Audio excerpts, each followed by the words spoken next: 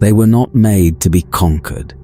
They were not made to be reasoned with, converted, absorbed, or outlasted. They were made for one purpose, and that purpose has been running continuously, without interruption, without fatigue, without the smallest sign of conclusion, for 63 million years. War, the Ork, is the galaxy's oldest and most successful warrior species, not the most sophisticated, not the most advanced by the measurements that the Imperium, the Tau, or the Aeldari would apply to the concept of advancement.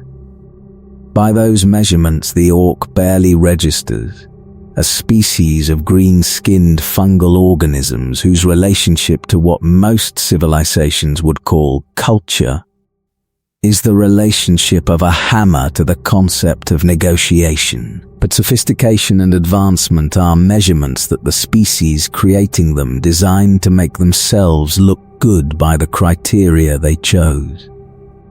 Effectiveness is a different measurement.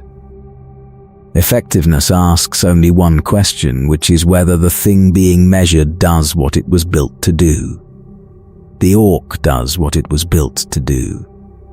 It has been doing it since before the Eldar Empire rose, since before humanity had language, since before most of the species currently occupying the galaxy existed at all.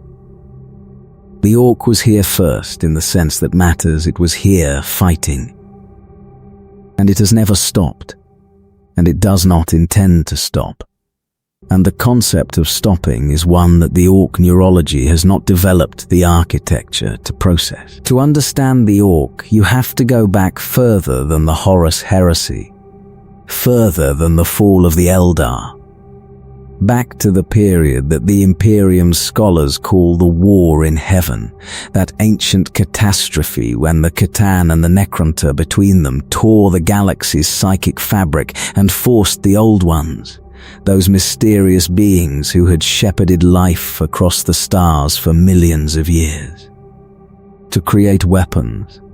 The Old Ones were not soldiers, they were cultivators, seeding worlds with life, nurturing the development of species that would eventually become capable of wielding the warp's potential as a weapon against the soulless machines of the Necron dynasties. They built the Eldar and the Krork through this process, species designed from their genetic architecture upward to serve specific functions in the war the Old Ones were losing. The Eldar were the psychic instrument, beings of extraordinary soul connection to the warp, whose eventual mastery of its currents would provide the Old Ones with the power they needed. The Krork were something else. The Krork were the answer to the question of what you make when you need something that will fight indefinitely against any opposition, without supply lines and without command infrastructure and without the specific vulnerabilities that complex civilizations accumulate as the price of their complexity.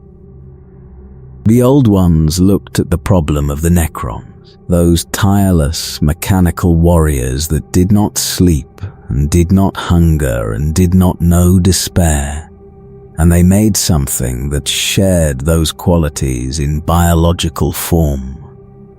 Something that would not stop, something that could sustain itself from the environment it was placed in, something whose aggression was not a behavior that required maintenance, but a core biological drive as fundamental as the need to eat.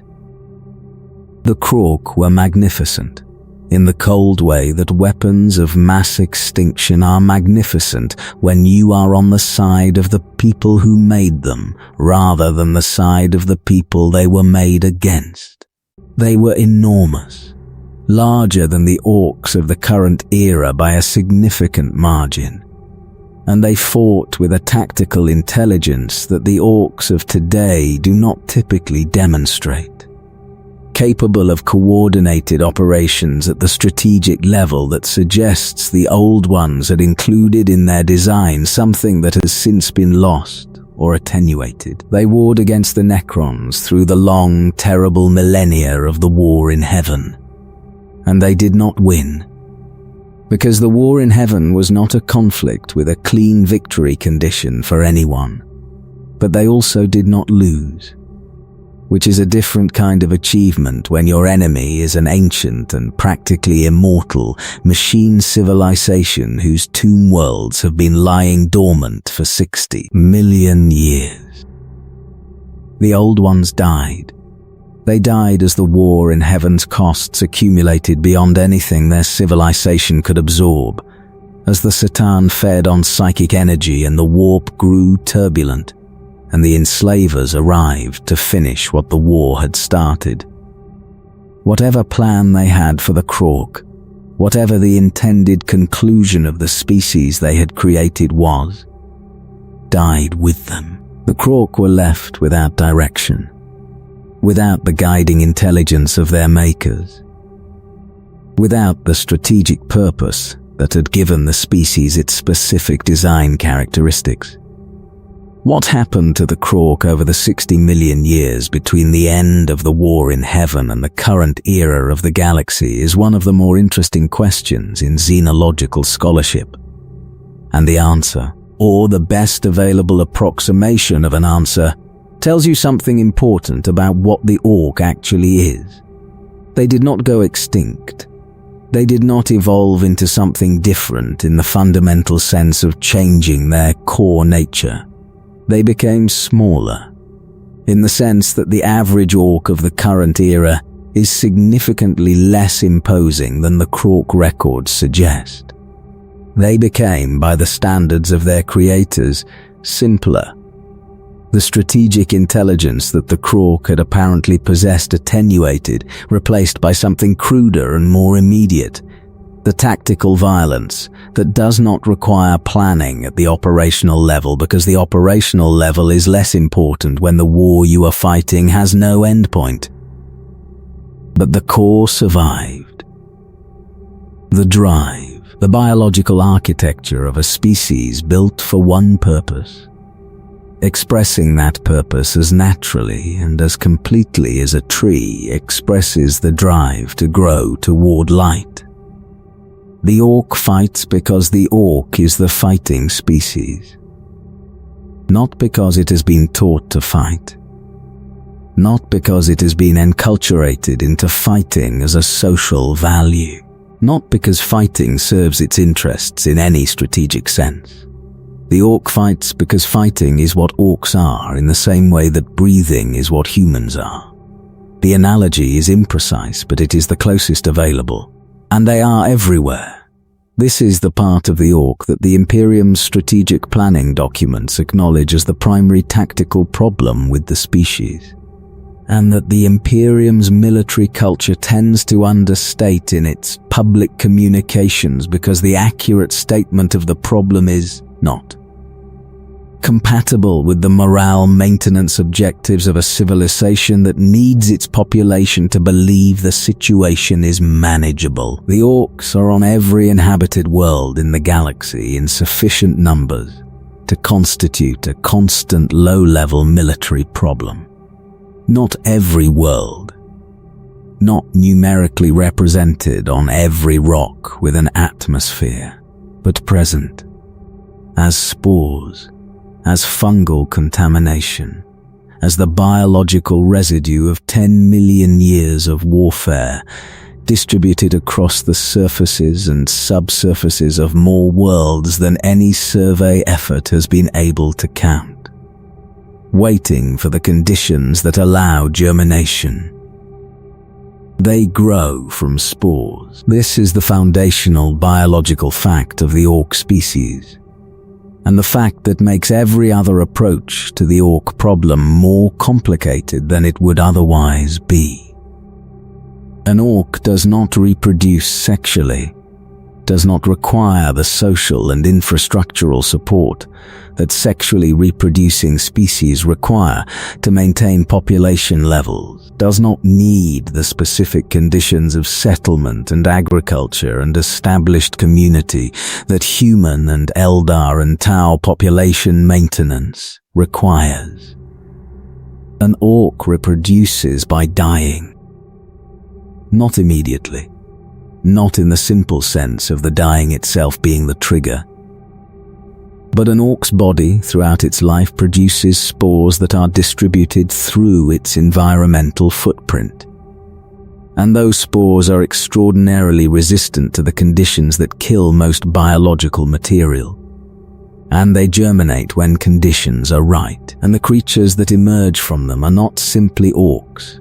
They are the entire ecosystem that orc society requires. Gretchen, snotlings, squigs of every variety. And then the orcs themselves, growing from the fungal substrate of whatever world they have seeded, small and vicious at first, growing larger as they fight, never stopping, never reaching an age at which the biology says enough. The orc body does not experience the cellular degeneration that limits the lifespan of most complex organisms. It does not have a biological clock in the conventional sense.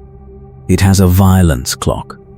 And the violence clock runs in the opposite direction from what clocks normally do, making the organism larger and more powerful with each wound and each kill and each year of sustained combat. Rewarding the behavior it was designed to express with more of the capability that the behavior requires. A very old orc is the most physically imposing organism in the galaxy outside of chaos daemons and certain tyrannid bioforms. The war bosses that lead the great Waaaghs did not achieve their position through political maneuvering or inherited authority. They achieved it through the specific biological process of surviving long enough and fighting hard enough to become bigger than everyone around them.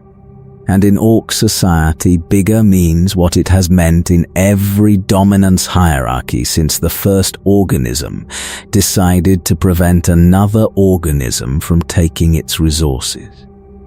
It means in charge. The galaxy has been trying to kill the orc for 60 million years. The orc has not noticed. The orc ecosystem is not a civilization supported by biology. It is a biology that happens to produce something that looks from the outside like a civilization. The distinction matters because it changes what you are dealing with when you are dealing with an orc infestation, and the Imperium's failure to consistently maintain that distinction has cost it worlds that a clearer understanding might have saved. Start with the spores.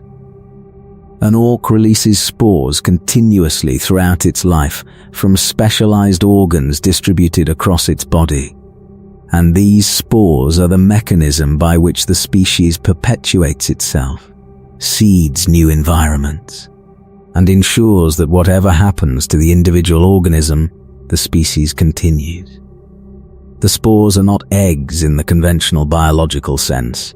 They are more like seeds, carrying the genetic information of the orc ecosystem in a dormant, near-indestructible form that can survive conditions lethal to almost any other biological material.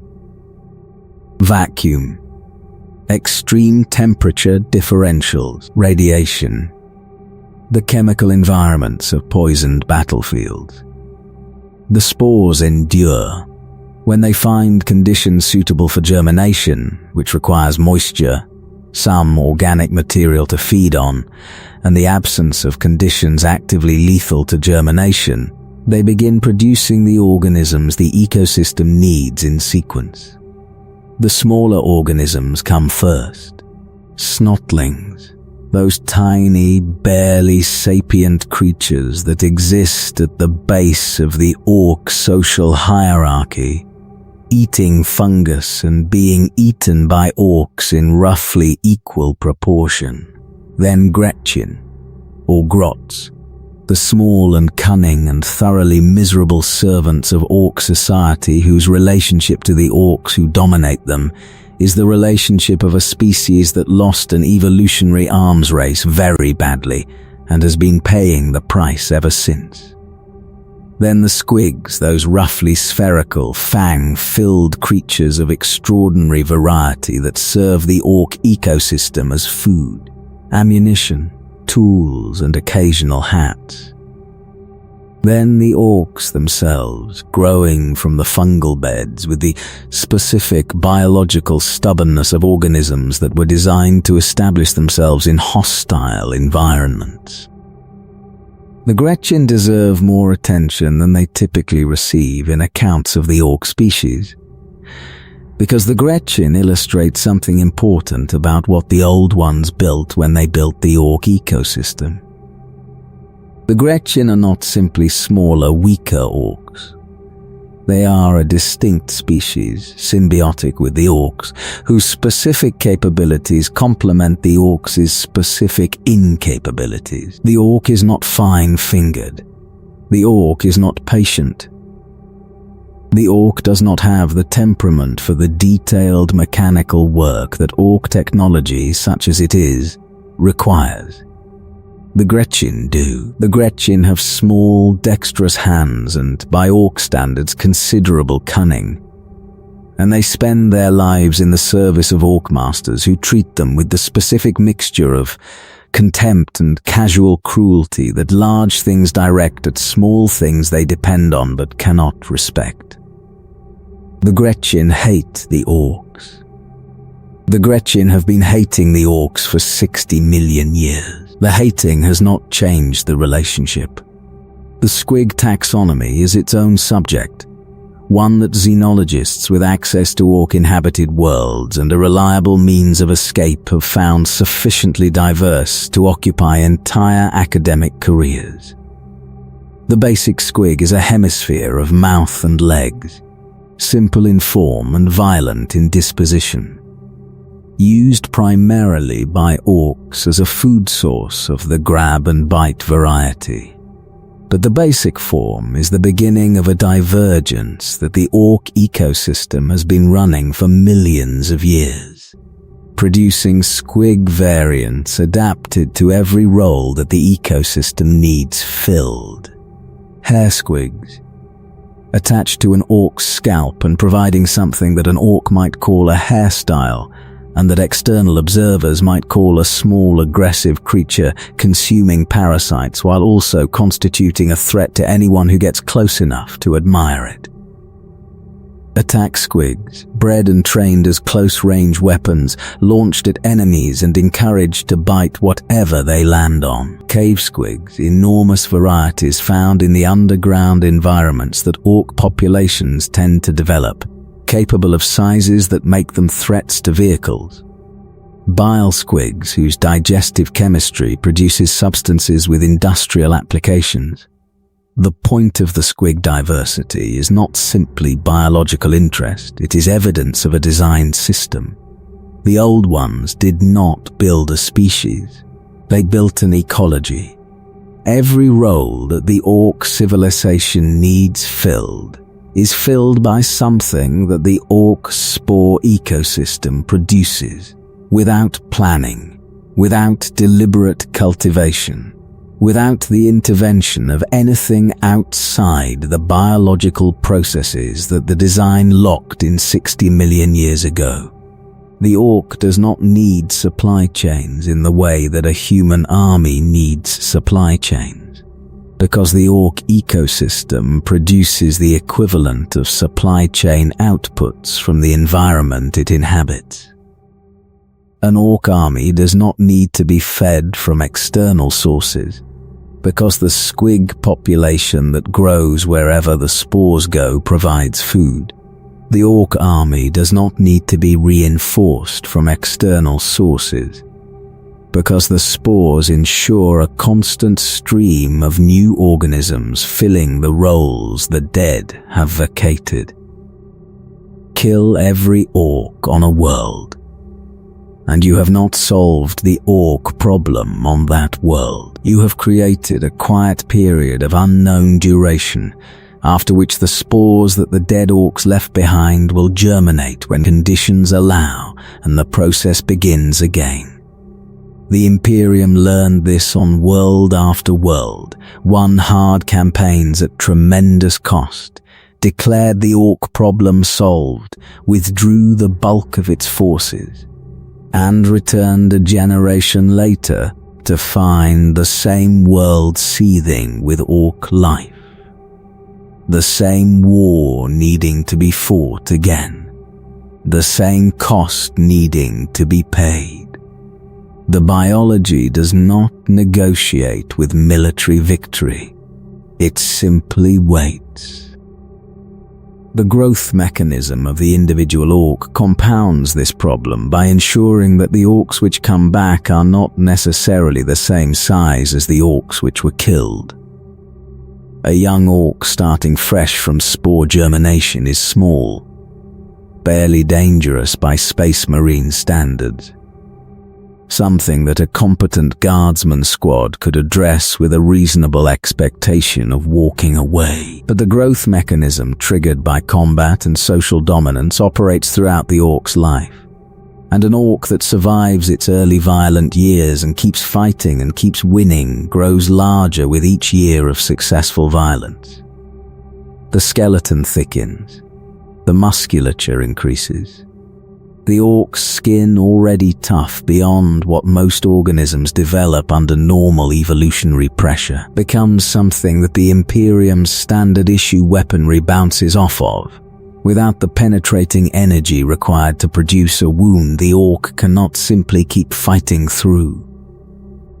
An Ork that has been fighting for decades is something different from the small, vicious creature that crawled out of the fungal bed. Not different in the way of a human who has accumulated experience and skill and the wisdom of age.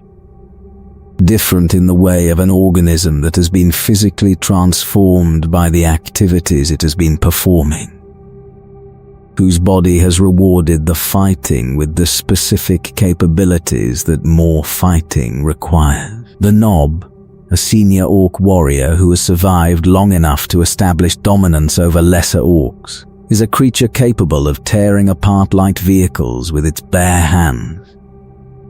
The war boss, who commands a significant force, represents decades or centuries of survival and victory.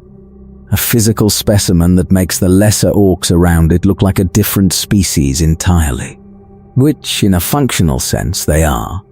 Because the gap between a young Ork and a seasoned war boss is not the gap between a young soldier and an experienced one. It is the gap between a cub and an apex predator. The Ork pigmentation requires its own consideration. The green skin is a genuine biological adaptation, not a cultural signifier or an accidental byproduct. Ork skin contains chlorophyll-analogous compounds that allow the organism to metabolize sunlight for supplementary nutrition, a capacity that makes the Ork less dependent on food sources than organisms without it. This is not photosynthesis in the botanical sense, not the primary energy source of the organism, but it is a meaningful supplement that extends the Ork's capacity to operate in environments where food is scarce. And it is one of many biological redundancies built into the design by Old Ones, who understood that a weapon species needs to function in the conditions of war, which are by definition conditions of scarcity and disruption. The brain is separate from the spinal column in ways that are not found in mammalian biology, connected through a distributed neural network that makes decapitation non-fatal in a surprising number of documented cases. An Ork that has been decapitated continues to function at reduced capacity for a period that varies with the individual's biology. The head separately capable of awareness and communication though not locomotion. The body capable of locomotion though not directed action. Each part working on what it remembers rather than responding to new inputs. This is not an advantage in any conventional tactical sense. It is evidence of a biological architecture that was specifically designed to deny the opponent the quick kill, to force the investment of resources beyond what the killing of a normal organism requires. The hands are worth noting because they contribute to the Orks' relationship to its technology. Ork hands are large and strong enough to manipulate the oversized weapons that Ork culture prefers, dexterous enough for the basic mechanical work that keeping those weapons functional requires, but not refined enough for the detailed engineering that produces truly sophisticated machinery. This is not a design failure. This is the division of labor that the Gretchen exists to fill. The Ork design produces warriors whose physical attributes are optimized for combat, and whose support requirements are provided by the associated species the spore ecology generates.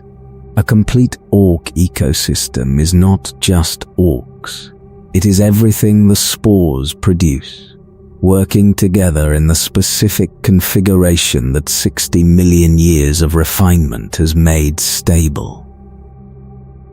That is what you are dealing with when you are dealing with an Ork problem. Not a horde of individual combatants who can be killed until the numbers fall below the threshold of military viability. A system, a biological system of extraordinary resilience and adaptability, designed by beings of sufficient intelligence and foresight that the design has survived intact through 60 million years of the galaxy's worst conditions. Currently running on every inhabited world in the galaxy in varying degrees of activity, waiting for the conditions that allow it to express its full potential, which is the condition of war. The galaxy has been providing those conditions continuously since before recorded history. The Ork has never been disappointed. Every species that interacts with the warp does so through the lens of its own psychology. The Chaos Gods are fed by human emotion, shaped by the specific quality of human feeling across 10,000 years of the species' violent and complicated history. The Eldar souls burned so brightly in the warp that they drew Slaanesh into existence through the accumulated excess of an ancient civilization's sensory appetite. The Tyrannid hive mind casts a shadow in the warp, a deadening of the psychic frequencies that other beings depend on. And the Ork, that species whose psychology is the simplest and the most thoroughly unified of any significant species in the galaxy, generates something that the Imperium scholars have spent considerable effort trying to understand, and that they have named, in recognition of what the Orks themselves call it, the Waaaghs. The Waaaghs is not simply a cultural concept. It is not simply the name for the Ork mob mentality, the social momentum that builds when an Ork population reaches critical mass and decides to move in one direction with unified destructive purpose. The Waaaghs is a measurable phenomenon in the warp, a psychic field generated by the collective consciousness of an Ork population and that grows in intensity with the population's size, its aggression level, and the degree to which that aggression is unified in a common direction. A lone Ork produces a psychic signature. A small mob produces a field that a sensitive psyker might detect. A Waaaghs of hundreds of thousands generates a field that warps probability in measurable ways in the immediate vicinity of the horde. This is the part that the Imperium's official documents tend to understate, because the accurate description of what a large-scale Waaaghs field does is not information that the Departamento Munitorum's Morale Maintenance Department considers useful for frontline troop briefings.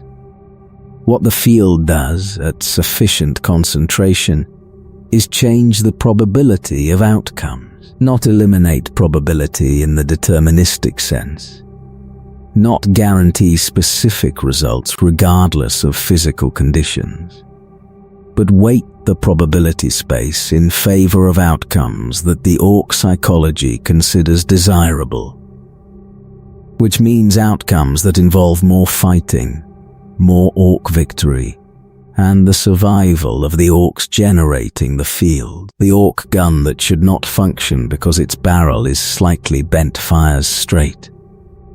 The Ork vehicle that should have stopped working 3 engagements ago continues to run. The Ork charge that is tactically suicidal by any conventional calculation succeeds, because the charge is being made by 10,000 Orks screaming with a unified ferocity that is, in the warp's perception, a coherent psychic event rather than simply a lot of noise. And the warp's response to a coherent psychic event is to make that event more likely to achieve its expressed intention. Whether this constitutes the Orks being, collectively, the largest and most powerful psykers in the galaxy is a question that Ordo Hereticus scholars have debated without resolution. The counter-argument is that no individual Ork is a psyker in any meaningful sense, that the Waaaghs field is a collective phenomenon without an individual psychic organ at its source. The supporting argument is that the definition of psyker is supposed to describe beings whose psychic output affects physical reality, and that a species whose collective psychic output demonstrably affects physical reality on a potentially planetary scale qualifies, regardless of whether any individual member meets the narrow definition. The debate continues. The Waaaghs does not pause for it. The Weird Boys are the individual Orks whose biology makes them most sensitive to the Waaaghs field, and their existence is as miserable as a being whose role is the involuntary accumulation and expression of a psychic field generated by their entire species could reasonably be expected to be. A Weird Boy is an Ork whose nervous system absorbs the ambient psychic energy of the Waaaghs more readily than its fellows, accumulating it the way a lightning rod accumulates electrical charge, with the same relationship to control that a lightning rod has over what happens to the charge it collects.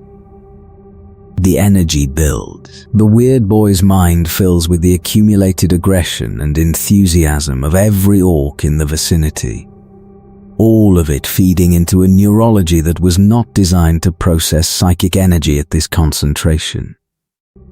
Something has to give. What gives is expressed outward, in the form of bursts of warp energy that manifest as green lightning, explosions of force, and various other expressions of concentrated psychic violence that the Ork's brain translates from raw Waaaghs energy into something physically coherent. The manifestations are not controlled in the conventional sense. A Weird Boy is not a precision instrument. It is more analogous to a pressurized vessel whose relief valve opens at irregular intervals, venting whatever needs to be vented in whatever direction is available. Sometimes this direction is the enemy, sometimes it is not.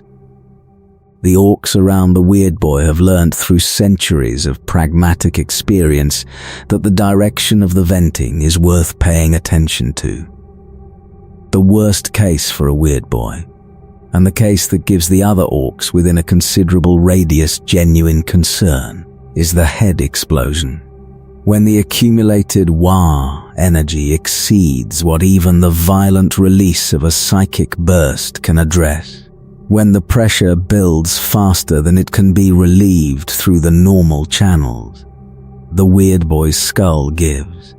The resulting explosion is powerful enough to level structures in a radius that scales with the size of the Ork population whose collective energy was being channeled, and the surviving Orks' response to the event is, characteristically, to take a step back, assess the crater where the Weird Boy was standing, and start looking for the next one. The Weird Boys are managed. This is the correct word, used with full awareness of its inadequacy.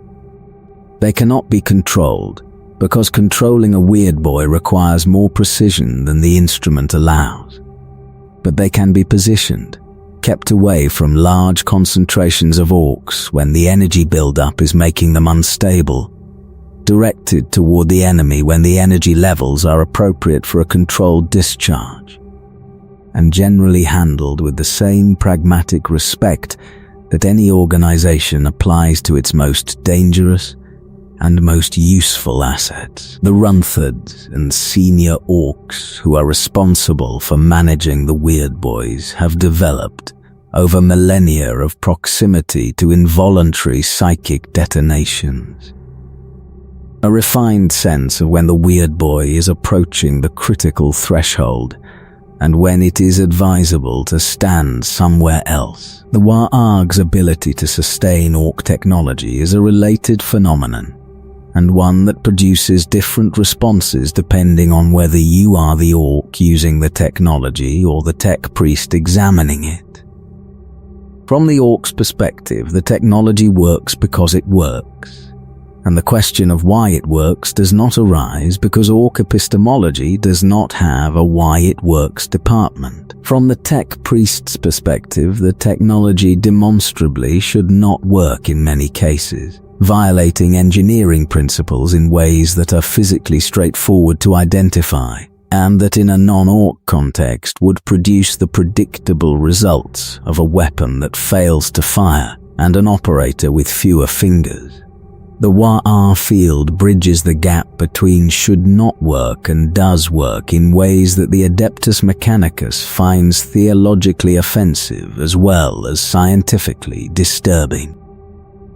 There are mechs, those orcs whose biological disposition makes them the natural engineers of orc culture, who construct devices of genuine complexity and genuine functionality using methods that their own intellectual framework cannot fully articulate. The mech knows how to build the thing.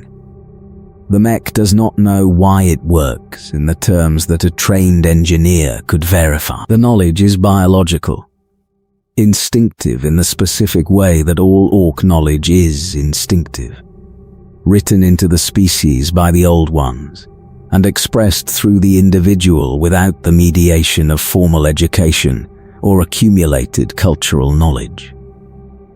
A mech is a mech because the biology produces mechs, because the orc ecosystem requires them, and because the Waaaghs field provides the ambient psychic energy that makes their instinctive engineering work at the scale the ecosystem needs.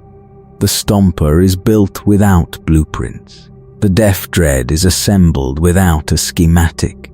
The Battle Wagon holds together and keeps moving because the mech who built it believes it should, and because the several thousand orcs riding in it believe it should, and because the Waaaghs field generated by those several thousand orcs and the several 100,000 more marching alongside them produces enough ambient psychic pressure on the probability space that the machine's will to continue functioning receives genuine external support.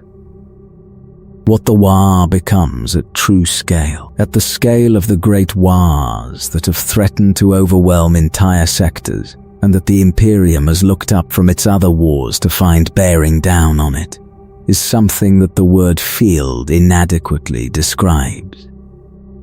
It becomes a weather system, a psychic climate, a self-reinforcing loop in which the scale of the orc force generates a Waaaghs field large enough to produce the specific probability-weighted outcomes that allow an orc force to function effectively. And those effective outcomes produce more victories, and the victories recruit more orcs. Because an orc that sees a winning Waagh is an orc that experiences the specific biochemical response that orc neurology uses in place of inspiration, which is an overwhelming and immediate need to be part of whatever is winning so hard. Orcs drift toward a Waaaghs the way iron filings drift toward a magnet. They are pulled not by magnetic force but by the psychic resonance of the Waaaghs field. which speaks to the biological architecture of every orc within its influence in a language older than any spoken tongue. It says fighting.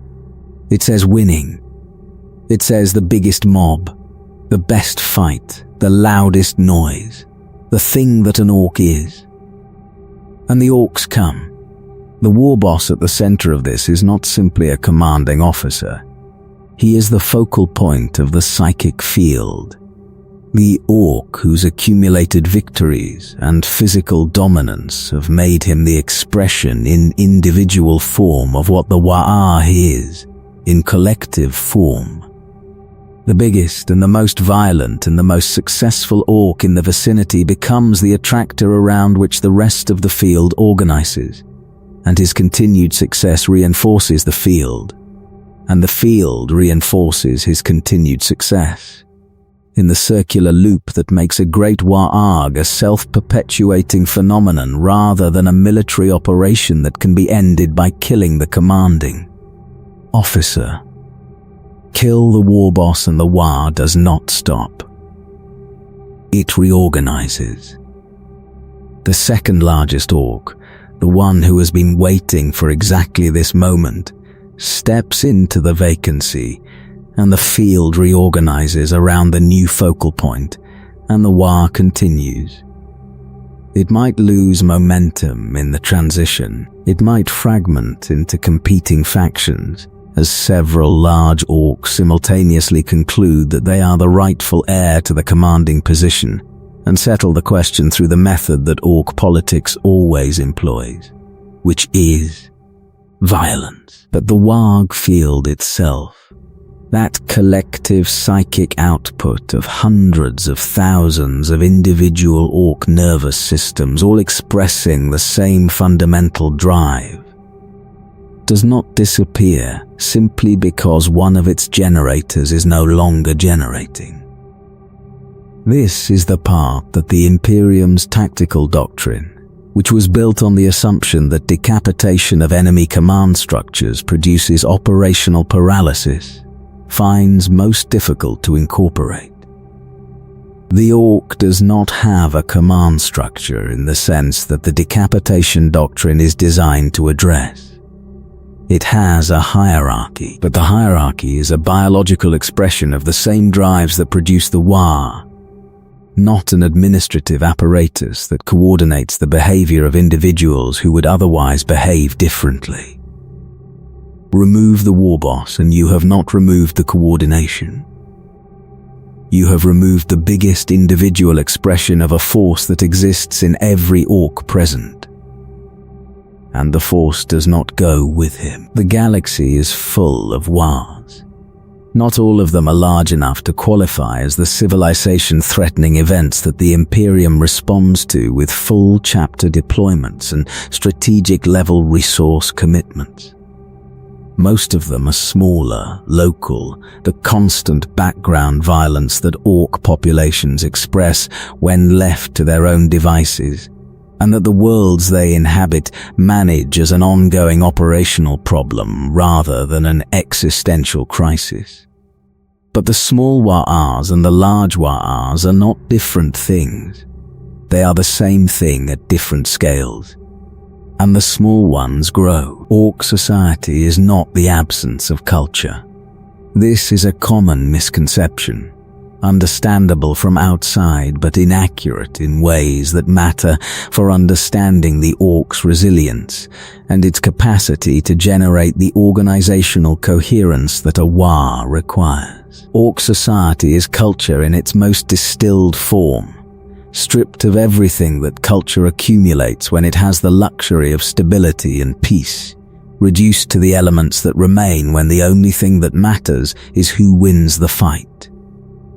What remains is hierarchy, theology, craft, and identity, which is in structure if not in content, exactly what human culture produces under comparable pressure. The orc clans are the primary organizational unit above the individual mob and below the Waaaghs, and there are 6 of them, each with its own aesthetic sensibility, its own area of cultural emphasis, and its own relationship to the activities that Ork culture considers important. The clans are not political parties. They are not ethnic groupings in the human sense.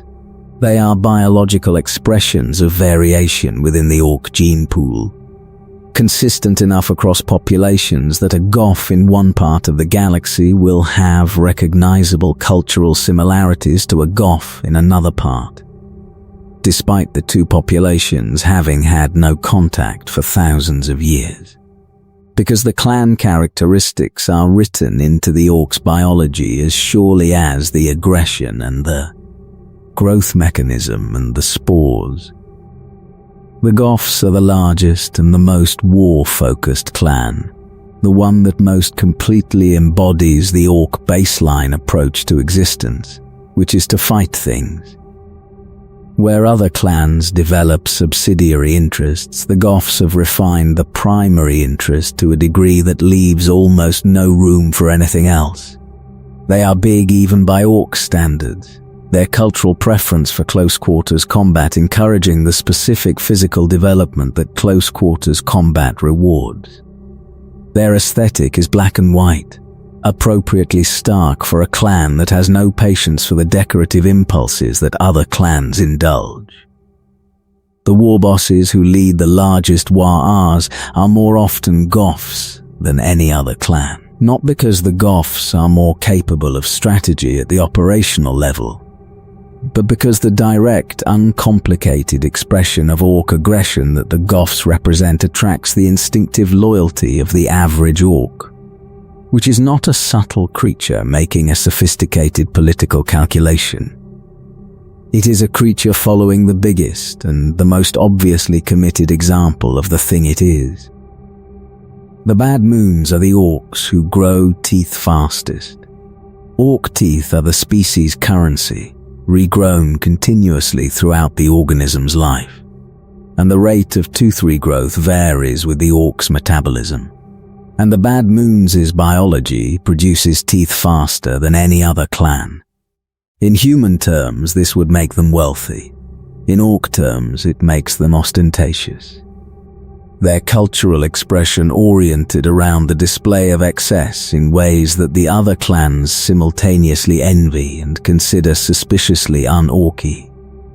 Bad Moons have the biggest guns because they can buy them.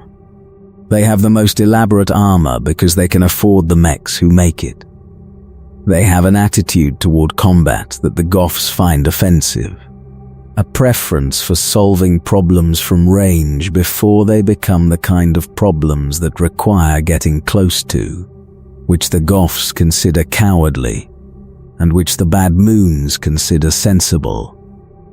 The Evil Sons are the Speed Clan. Where the Goths want to hit things and the Bad Moons want to shoot things from a distance, the Evil Sons want to get there first, get there fastest. Arrive before anyone has had time to prepare for arrival, and create as much noise and fire as possible in the process. Red vehicles go faster. This is Ork theology and Ork physics simultaneously. The Waagh field obliging the probability space to agree that red vehicles travel faster than other colored vehicles, because a large enough population of Orks believe this, and the belief has physical consequence in the Orks' relationship to reality. The Evil Sons paint everything red. The effect is genuine and documented by Imperial observers whose assessment notes consistently record surprise at the speed of Evil Sons' vehicles, and who have no framework that adequately explains it. The Death Skulls are the scavengers and the looters. Their cultural contribution to Ork society is the recovery and reuse of everything that battles leave behind. The salvage of enemy technology, the adaptation of alien weapons to Ork hands, the specific ability to look at wreckage and see potential that the original owner of the wreckage had not been able to express. They are blue, because blue is lucky, and the Death Skull's belief in their own luck is a self-fulfilling condition in the Waaaghs field's probability weighting effects. They are considered sneaky by other clans, which in the Orc cultural context means something more specific than human usage implies.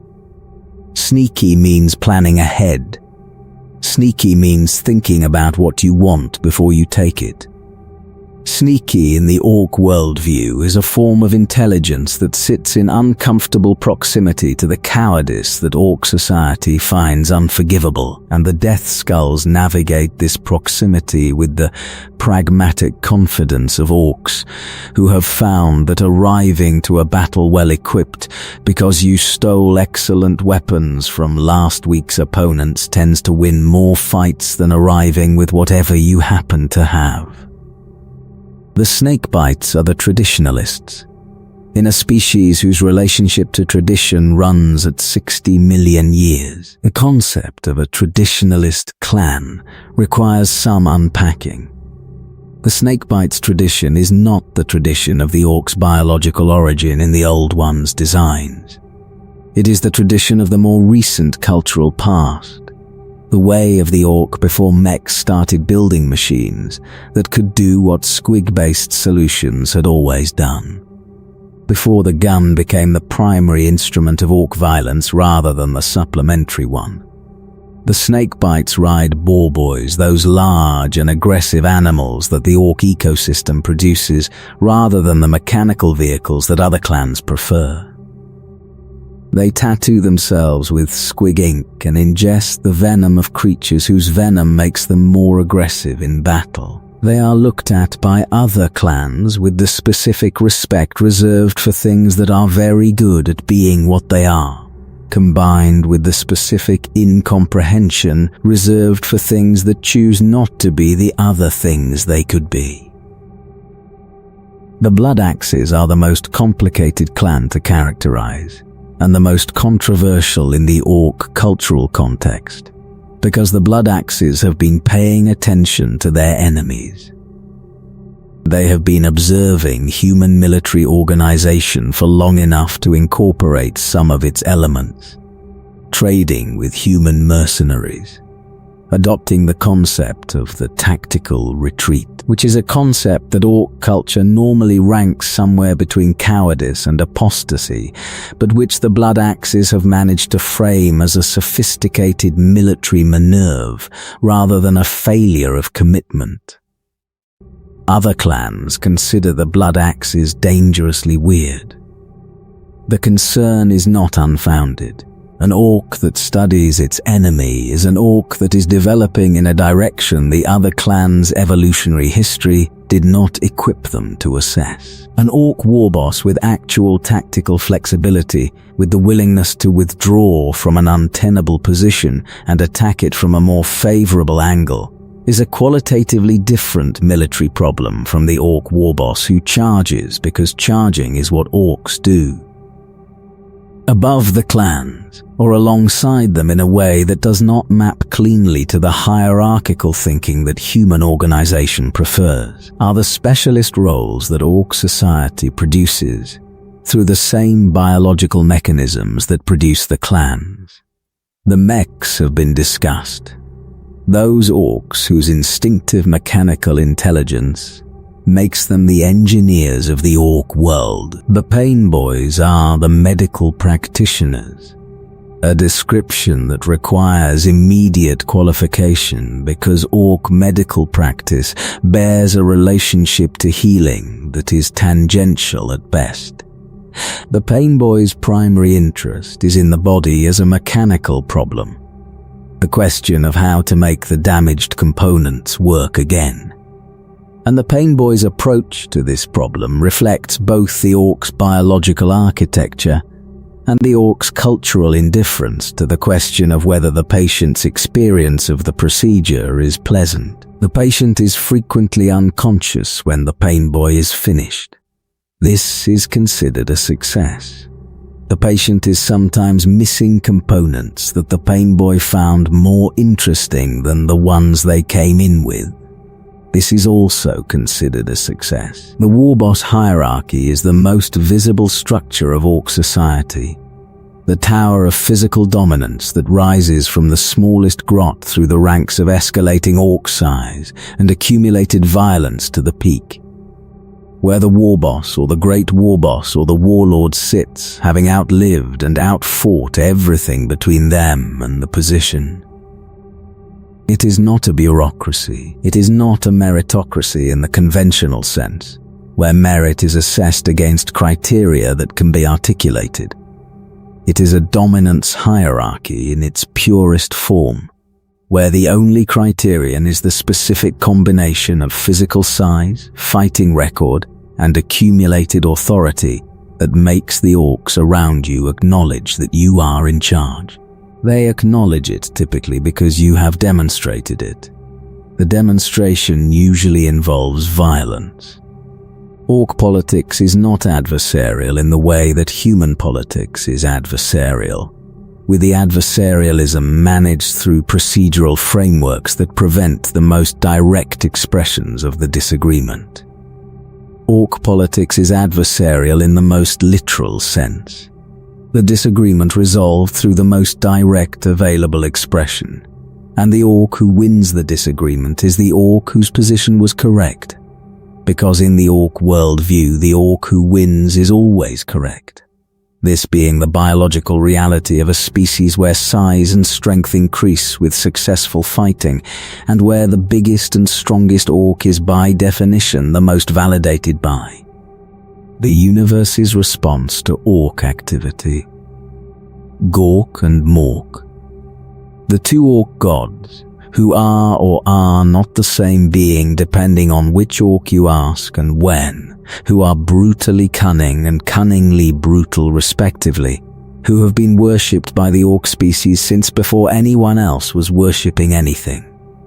The theological question of whether Gork and Mork are real, whether they are actual warp entities with independent existence, whether the Waaaghs field is in fact the psychic expression of their presence in the Imperium, is a question that the Ordo Malleus has classified, and the answer to which the Inquisition does not widely publish. They are real. The evidence, assembled carefully by generations of inquisitors who were paying attention to the data rather than the preferred conclusions, indicates that Gork and Mork exist in the warp as genuine entities, shaped from 60 million years of Orc belief and Orc aggression, and the psychic output of the largest and most unified warrior species in the galaxy. They are not chaos gods in the conventional sense, not expressions of the specific human emotional categories that shaped Khorne, Tzeentch, Nurgle, and Slaanesh. They are something older and simpler, and in some ways more coherent. They are what happens when the most warlike species in existence believes in war deities for 60 million years. They are, in the truest sense, the gods the Orcs deserve. The Orc does not experience religious devotion the way a human experiences religious devotion. The Orc does not pray in the sense of requesting divine intervention, does not maintain theological doubt, does not experience the spiritual crisis that occurs when the universe behaves in ways that contradict the faith.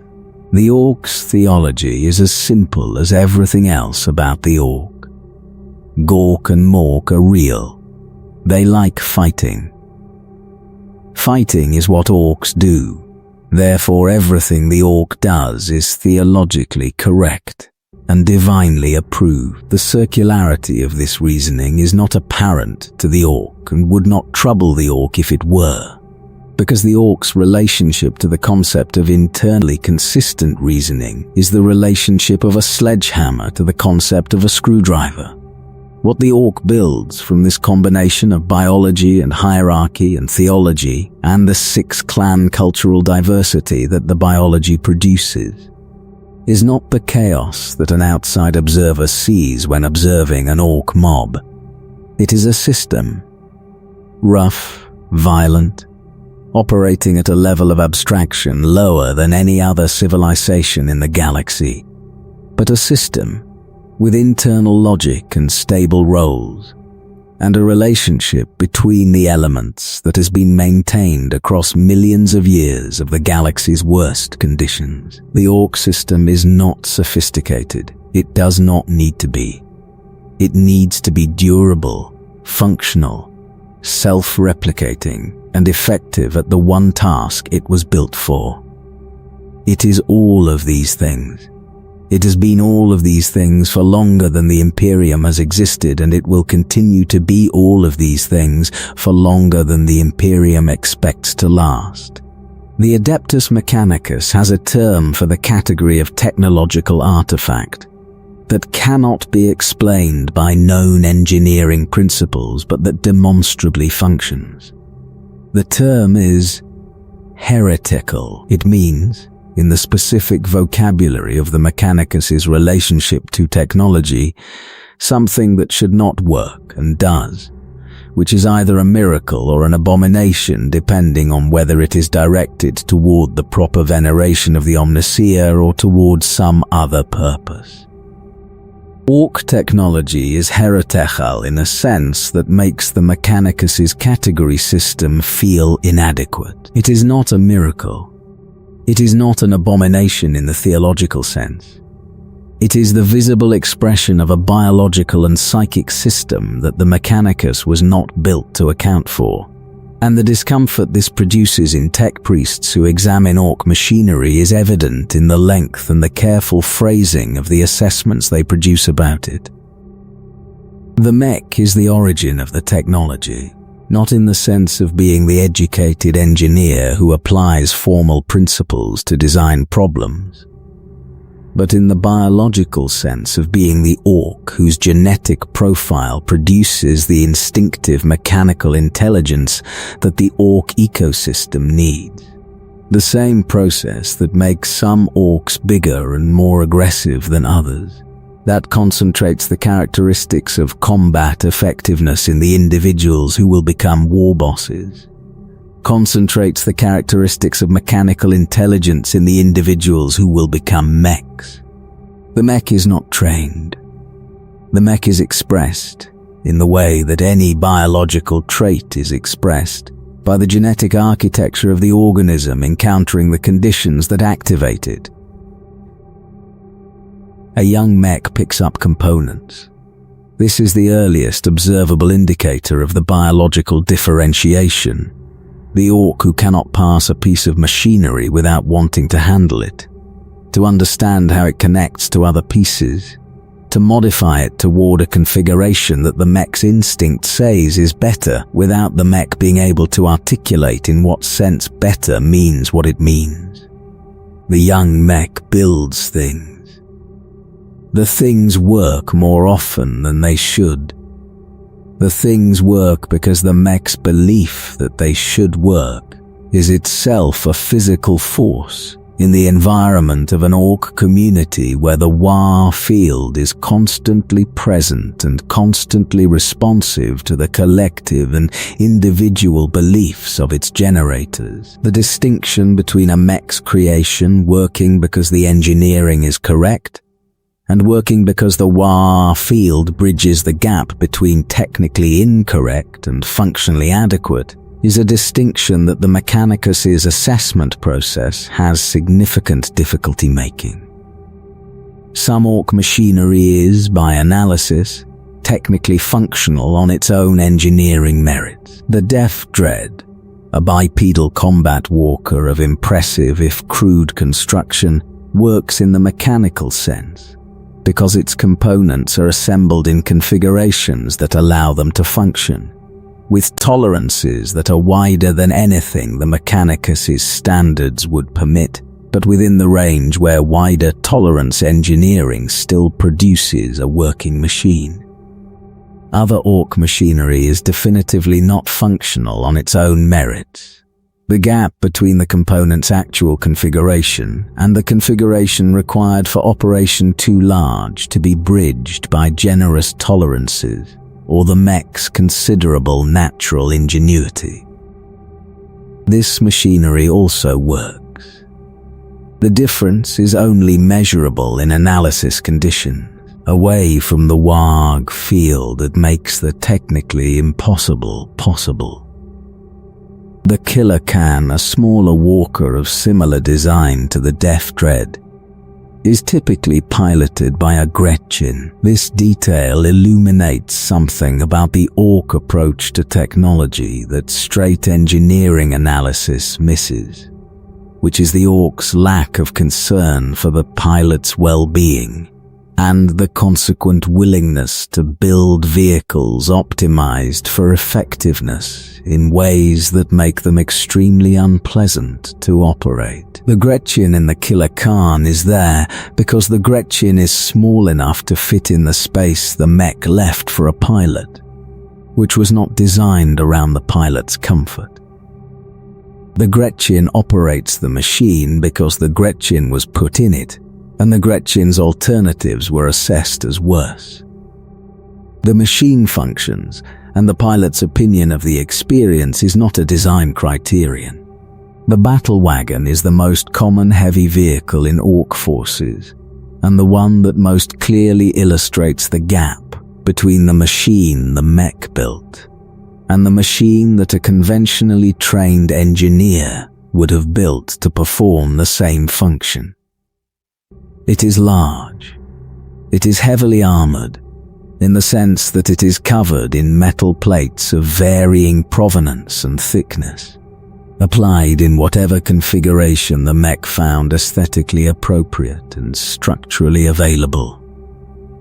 It has weapons mounted on it, typically in configurations that a conventional weapons mount designer would find alarming for the crew exposure they create. It moves through the application of an engine of creative design that the Mechanicus's analysts cannot fully account for, and that keeps moving through engagements that should have disabled it.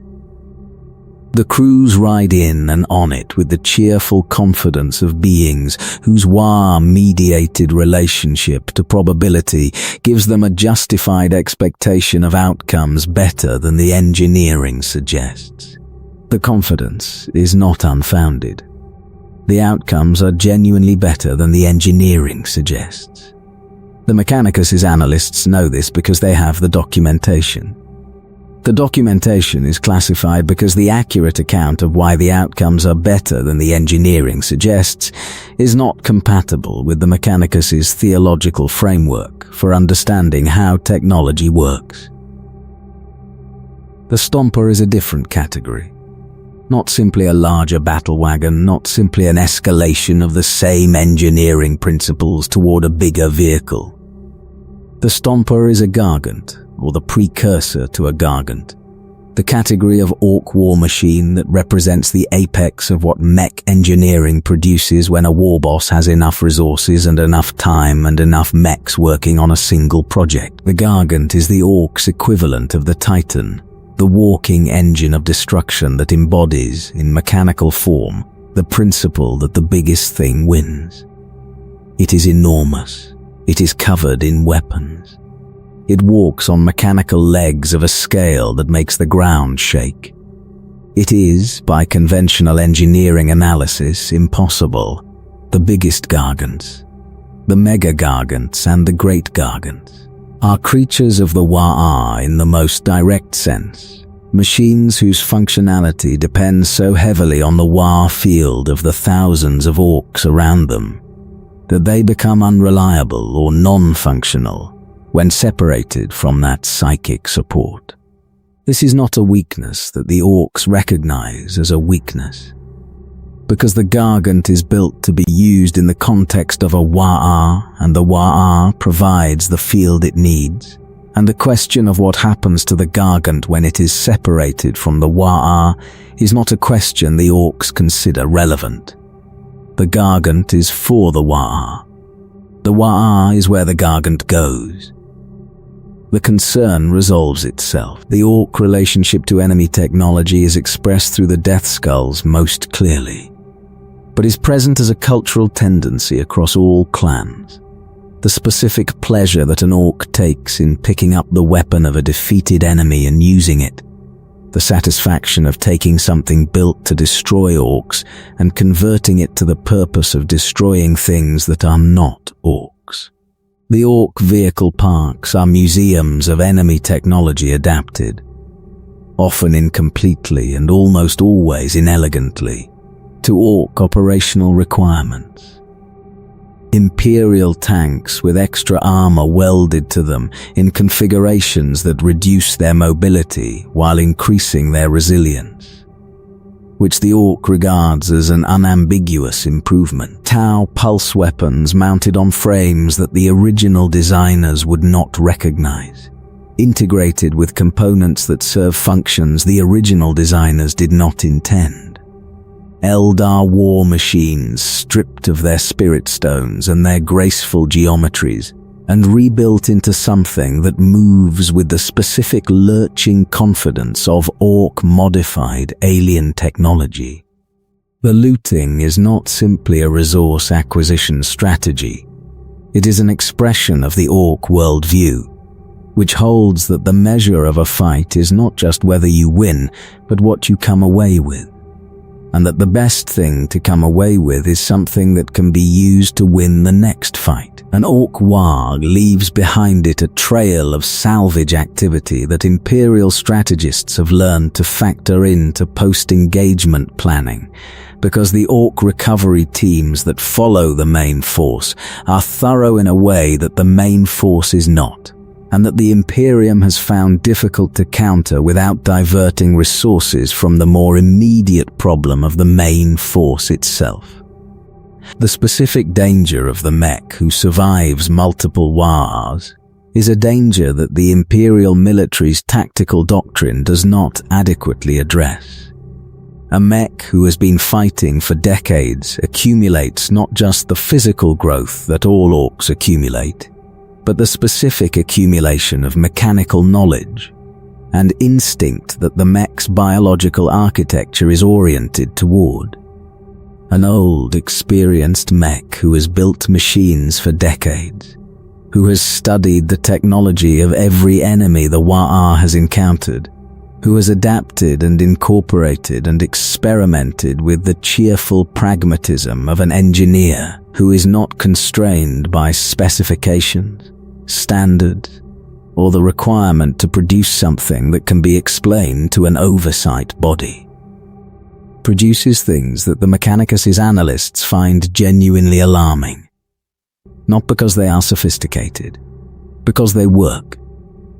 And because understanding why they work would require the Mechanicus to engage seriously with the implications of the Waaaghs field for its theology of technology, which is a conversation the Mechanicus has been avoiding for the duration of the Imperium's existence.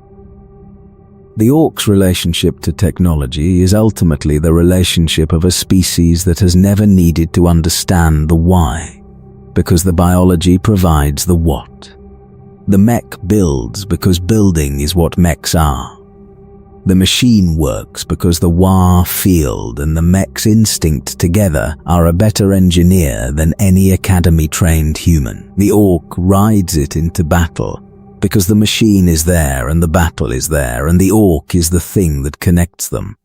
It is a profoundly functional system that produces genuinely impressive weapons and vehicles and war machines at a scale and a rate and with a consistency that no other species without formal engineering education or institutional support has come close to matching. The galaxy has been on the receiving end of this system for 60 million years and has not yet found a way to make it stop. The history of the orc in the context of the Imperium is the history of the Waaaghs. Not a single Waaaghs. Not a sequence of discrete events that can be listed in order of severity and closed with the notation of their resolution, but an ongoing and permanent condition of the galaxy in which orc Waaaghs of varying scale are always occurring somewhere, always threatening Imperial space at some frontier, always absorbing military resources that the Imperium needs for the other crises, that it is simultaneously managing. The Ork problem is not a problem that was created at a specific point, and that will be solved at some future point. It is the permanent background condition of a galaxy that was seeded with Ork spores 60 million years ago, and that has never not had Orks on it since. Within this permanent condition, certain Waaaghs have achieved scales and produced consequences that place them in a different category from the ongoing background of Ork violence. These are the events that shake sectors, that force the redeployment of strategic-level resources, that test the Imperium's administrative and military capacity in ways that its routine management of the Ork problem does not. The War of the Beast is the largest of these, the high watermark of Ork military power in recorded Imperial history, the event against which all subsequent Waaaghs are measured and found smaller by the comparison. The War of the Beast was fought in the 32nd millennium, roughly 1500 years after the Horus Heresy, when the Imperium was still managing the consequences of the heresy's damage, and had not yet reached the relatively stable condition that the 35th through 38th millennia represented.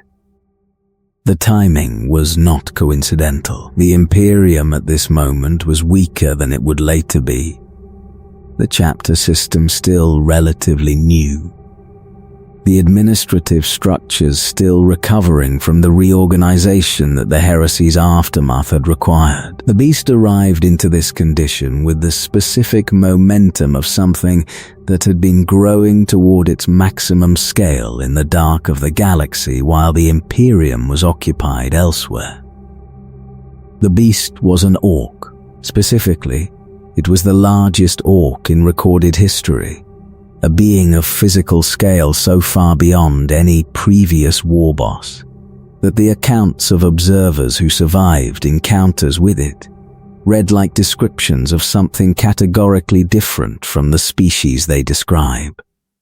A creature that looked like an Ork, the way a mountain looks like a hill, present in the same category but not the same thing. The intelligence attributed to it in these accounts is the most disturbing element, not the size or the physical power that size implies, but the evidence that the War of the Beast was not simply the largest Waaaghs but the most strategically coherent one, directed by an intelligence that understood Imperial military doctrine well enough to counter it, that coordinated Ork forces across multiple star systems simultaneously, that produced Ork attack moons, those asteroidal structures converted into mobile weapons platforms, and propelled through warp space on trajectories that placed them in orbit around key Imperial worlds, in a sequence that suggests operational planning at a level that no Ork Waaaghs before or since has clearly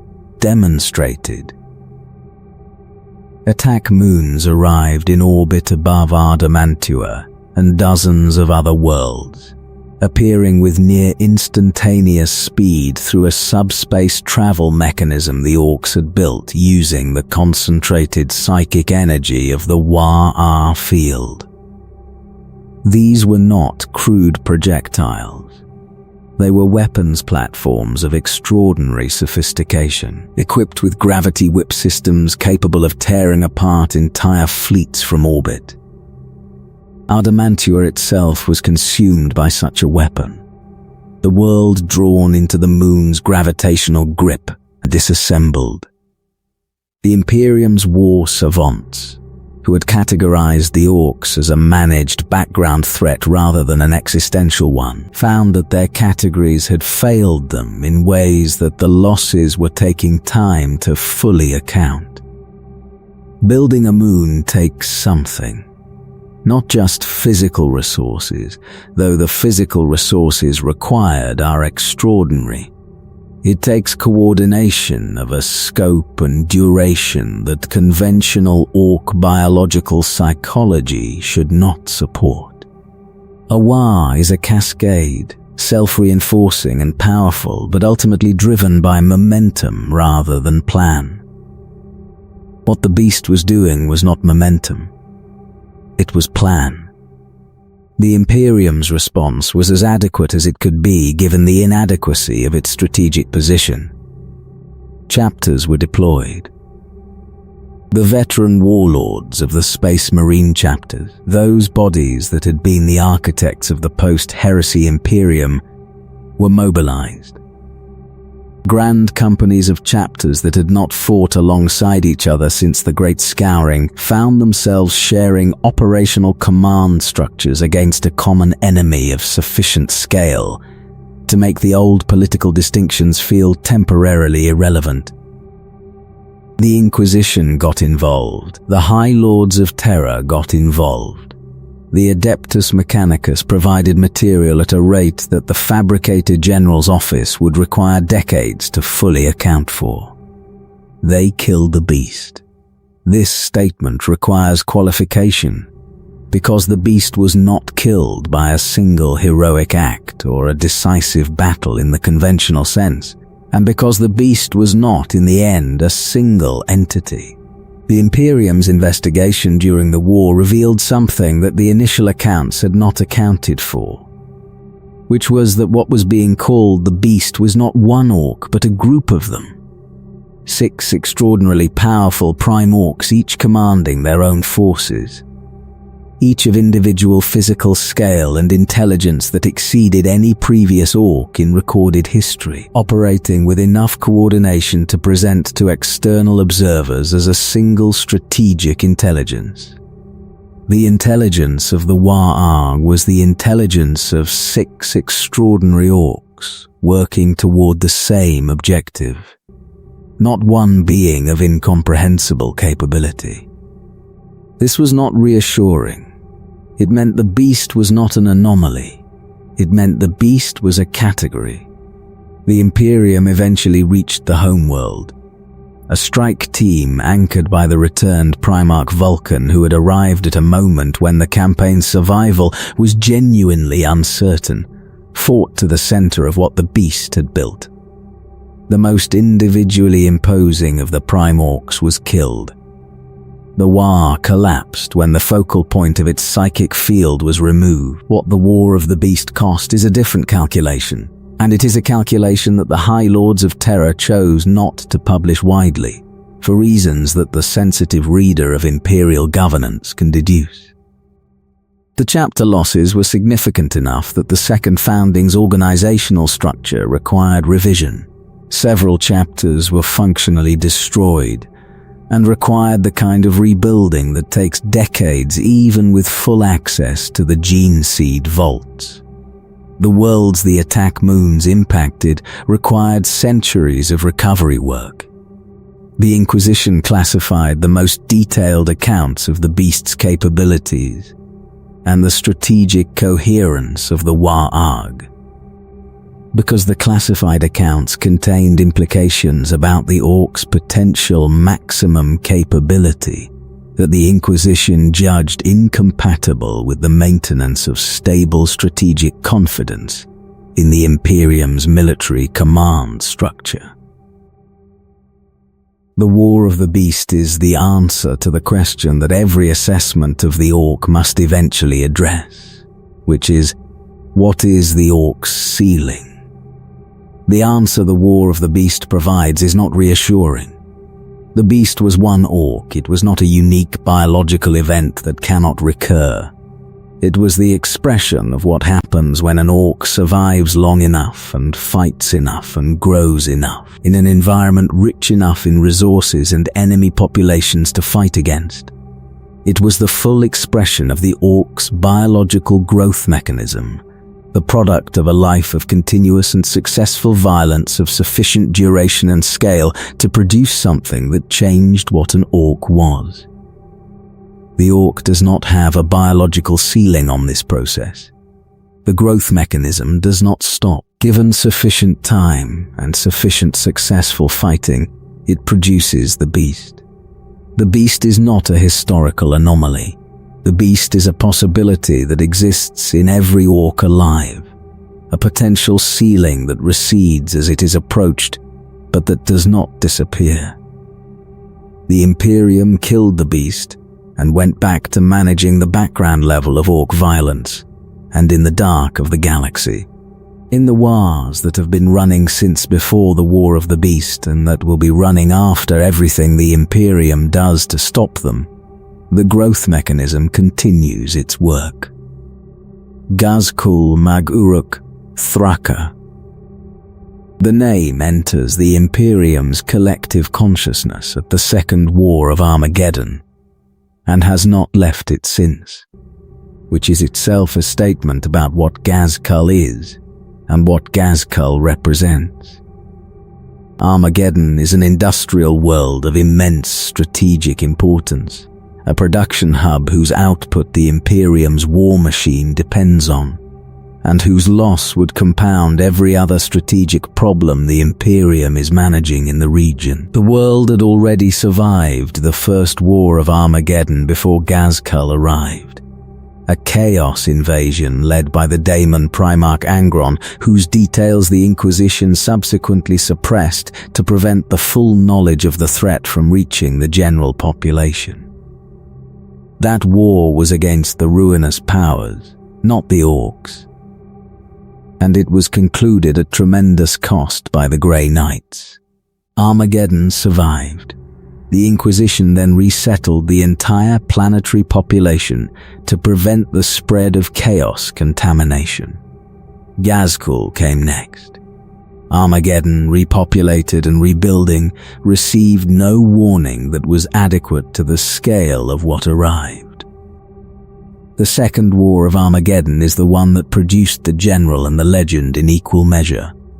Commissar Yarrick, whose reputation among the Orks became so significant that the Waaagh field's probability weighting was measurably affected by his presence on the battlefield, faced Gazkul directly across the rubble of a world that was being consumed from the inside.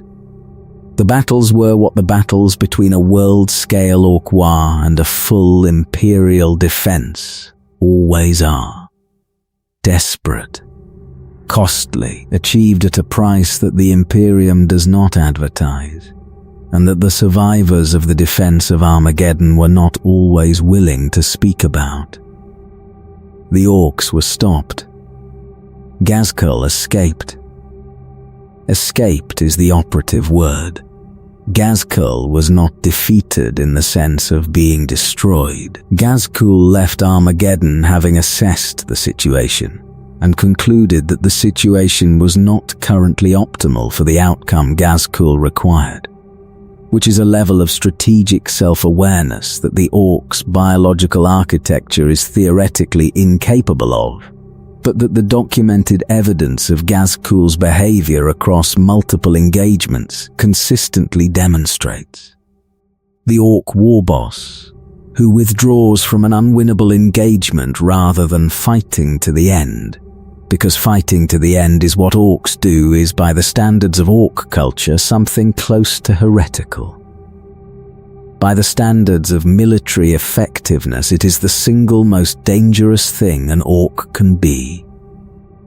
The period between the Second and Third Wars of Armageddon saw Gazkul building, the scale of the construction effort, the degree to which Ork populations across the surrounding regions were recruited into a force of unprecedented coordination and unified purpose. The evidence of strategic planning at a level that no Ork warboss had previously demonstrated for a sustained period were noted by the Ordo Xenos with the specific urgency of an organization watching something it does not fully understand, moving toward an outcome it cannot fully predict. The Third War of Armageddon began with Gazkul's personal challenge to Yarrick, delivered through channels that an Ork should not have been able to access, and proceeded with the specific quality of a war between two beings who have fought each other before and who understand, at the level that only genuine enemies understand, what the other is, and what the other is capable of. It was enormous. It consumed the planet's surface and the orbital approaches, and the strategic assets of multiple Space Marine chapters, and the full weight of the Astra Militarum formations, that the Imperium could concentrate on a single world while managing every other crisis that demanded its attention. Ghazghkull eventually grew bored with the stalemate, declared that he had sufficient evidence about humanity's capacity to fight, and left to build his great Waaaghs across the wider galaxy. Yarrick and the Black Templars went after him. What makes Ghazghkull's story different from the story of every other war boss who led a Waagh against Armageddon is the continuation. Ghazghkull survived the Third War, rebuilt and persisted into the Era Indomitus, the period following the opening of the Great Rift and the resurrection of Robut Guillemot. By the era of the Dark Imperium, Ghazghkull had become something that the Ordo Xenos's files describe with the specific careful language of analysts, who are aware that their assessment might be the last documentation of the subject before the subject does something that changes the strategic picture permanently. The Painboy Grotznik is the beginning of this story rather than its middle. Ghazghkull was not yet a war boss when Grotznik found him. He was a young orc boy on the world of Urk who had taken a bolter round to the head during a raid, the round destroying a portion of his skull and a significant amount of the brain matter behind it. Grotznik rebuilt him, replacing the shattered bone with adamantium plates, bolting the new skull directly to the surviving brain tissue with the specific enthusiasm of a pain boy who has found a patient interesting enough to justify his best work. The Ghazghkull who woke up from that surgery reported visions. Gork and Mork speaking directly to him. The clearest possible communication of a divine mandate to unite all Orkdom under a single war of unprecedented scale. Whether the surgery created the visions, or whether the near-death experience produced a psychic event, or whether Ghazghkull was simply a very large and very confident orc whose head injury resulted in the specific neurological changes that produce the conviction of divine purpose, is a debate that the Ordo Xenos has not resolved.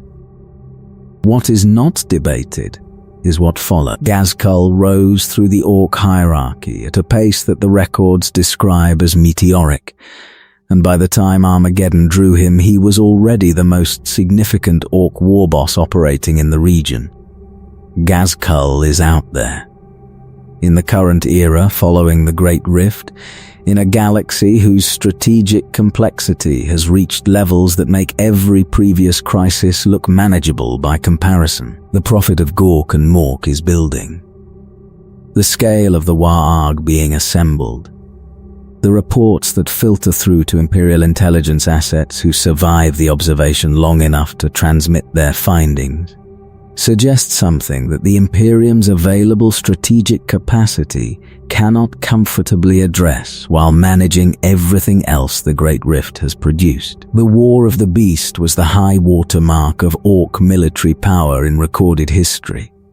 Whether it remains that distinction is not a question the Ordo Xenos is prepared to answer with confidence. The Orcs' relationship to every other major faction in the galaxy is defined by a single consistent principle. The Orc fights whatever is there to fight, with the enthusiasm that the biology provides, and the tactical approach that the clan culture and the Waaaghs field collectively produce, without the political calculations and the strategic prioritizations that other species apply to the question of who to be at war with. Every species that shares the galaxy with the Orc has at some point shared a battlefield with the Orc. And the experience of sharing a battlefield with the Orc has shaped how those species think about the Orc problem, which in every case is not a problem that any of them have solved. The Tyranids are the most interesting case, and the one that produces the most unusual tactical situation in the current era. The Octarian War which began when Hive Fleet Octarius encroached on a region of space already saturated with Ork activity, created a conflict between the two most biologically aggressive species in the galaxy. A war that has been running continuously since the 40th millennium with no resolution visible to any external observer. The Imperium's strategic response to this conflict, documented in what is known as the Octarius Edict, but which the full record describes as a more calculated act than the brief summary suggests, was the product of an Inquisitor's assessment that the Ork and the Tyrannid, left to fight each other, would perform a service for the Imperium that the Imperium could not afford to perform for itself. The Tyrannid and the Ork are opposed in every way that biology can arrange an opposition. The Tyrannid is a centralized consciousness directing biomass optimized for consumption and assimilation. The Ork is a decentralized chaos of individual aggression operating through the loose coordination of the Waaaghs field. The Tyrannid kills efficiently, consuming what it kills and converting it to more Tyrannid. The Ork kills enthusiastically, leaving the killed where it falls, and looking for the next thing to kill. The Tyrannid's strength comes from the coherence of the hive mind. The Ork's strength comes from the Waaaghs field's enhancement of individual capability and collective probability. Against each other, both systems find themselves fighting something that their standard approach was not optimized for. The Tyrannid's template for assimilation does not have an adequate category for the Ork spore ecology, which keeps producing Orks faster than the hive mind can consume them. The Ork's casual relationship to tactical coordination does not disadvantage it against the Tyrannid the way it disadvantages it against opponents who use the Ork's predictability against it. Because the Tyrannid does not exploit tactical predictability in the human military sense. What results is a war of attrition that both sides are, in different ways, adapted to survive indefinitely. The Octarian War is ongoing. It has been ongoing for the better part of a millennium. The Tyrannid forces that entered the Octarius region have been ground down by the sheer biological stubbornness of an Ork population that grows back faster than it can be consumed. The Ork forces have been equally ground down, which produces the specific outcome that the Ork biology is designed for, which is that the survivors of the grinding attrition are the Orks who were good enough to survive grinding attrition, which means they are bigger and more experienced and more aggressive than the Orks that didn't survive. And the Waaaghs field of a population that has been fighting Tyrannids for generations is a Waaaghs field hardened by the specific experience of fighting something that doesn't yield, doesn't run, and doesn't stop. The Ordo Xenos' current assessment of the Octarian War is that the situation may be deteriorating in a direction that the Inquisitor who initiated the strategy did not fully model. The Ork population that emerges from a century of continuous Tyrannid warfare will not be the Ork population that was thrown into it. It will be a population of hardened veterans in the specific biological sense that the Ork growth mechanism produces, fighting in an environment that has continuously selected for the ability to survive the worst conditions that the galaxy's most efficient killing machine can produce. The Waaaghs that emerges from the Octarian War, if a war boss with sufficient stature to unify the surviving forces arises, will have been tempered in conditions that no other Ork population has experienced. The Imperium seeded this experiment. The results are not yet fully available. The Orks versus Chaos is a relationship that the theology of both sides makes inherently unstable in interesting ways. Chaos wants things. Chaos wants souls. wants devotion, wants the specific psychic investment of conscious beings that feeds the Chaos Gods and expands their influence. The Ork, psychically speaking, already belongs to Gork and Mork, and the Waaagh field's saturation of the Ork's psychic space leaves very little room for the Chaos God's influence. An Ork can be corrupted by chaos. It happens, but the process is slower and less reliable than it is with other species. Because the Ork psychology is so thoroughly committed to its existing theological framework that the specific vulnerabilities that chaos typically exploits are not available in the same form. The Chaos Gods can work with Ork violence. Khorne, in particular, has an argument to make that the Ork's war-devoted existence is the purest expression of his domain that any species produces, and there is an uncomfortable sense in which Khorne's relationship to the Waaagh field is closer than the Ork's relationship to it. Blood for the blood god is not a concept that requires translation for the Ork's understanding. But the Ork doesn't worship Khorne, it worships Gork and Mork.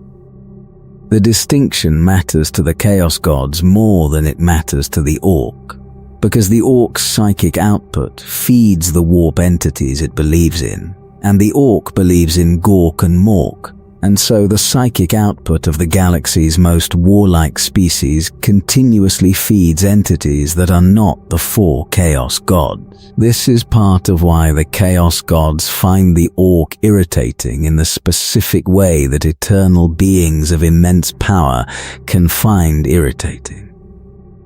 The Ork is not theirs. The Ork is not anyone else's either. The Ork is the Ork's.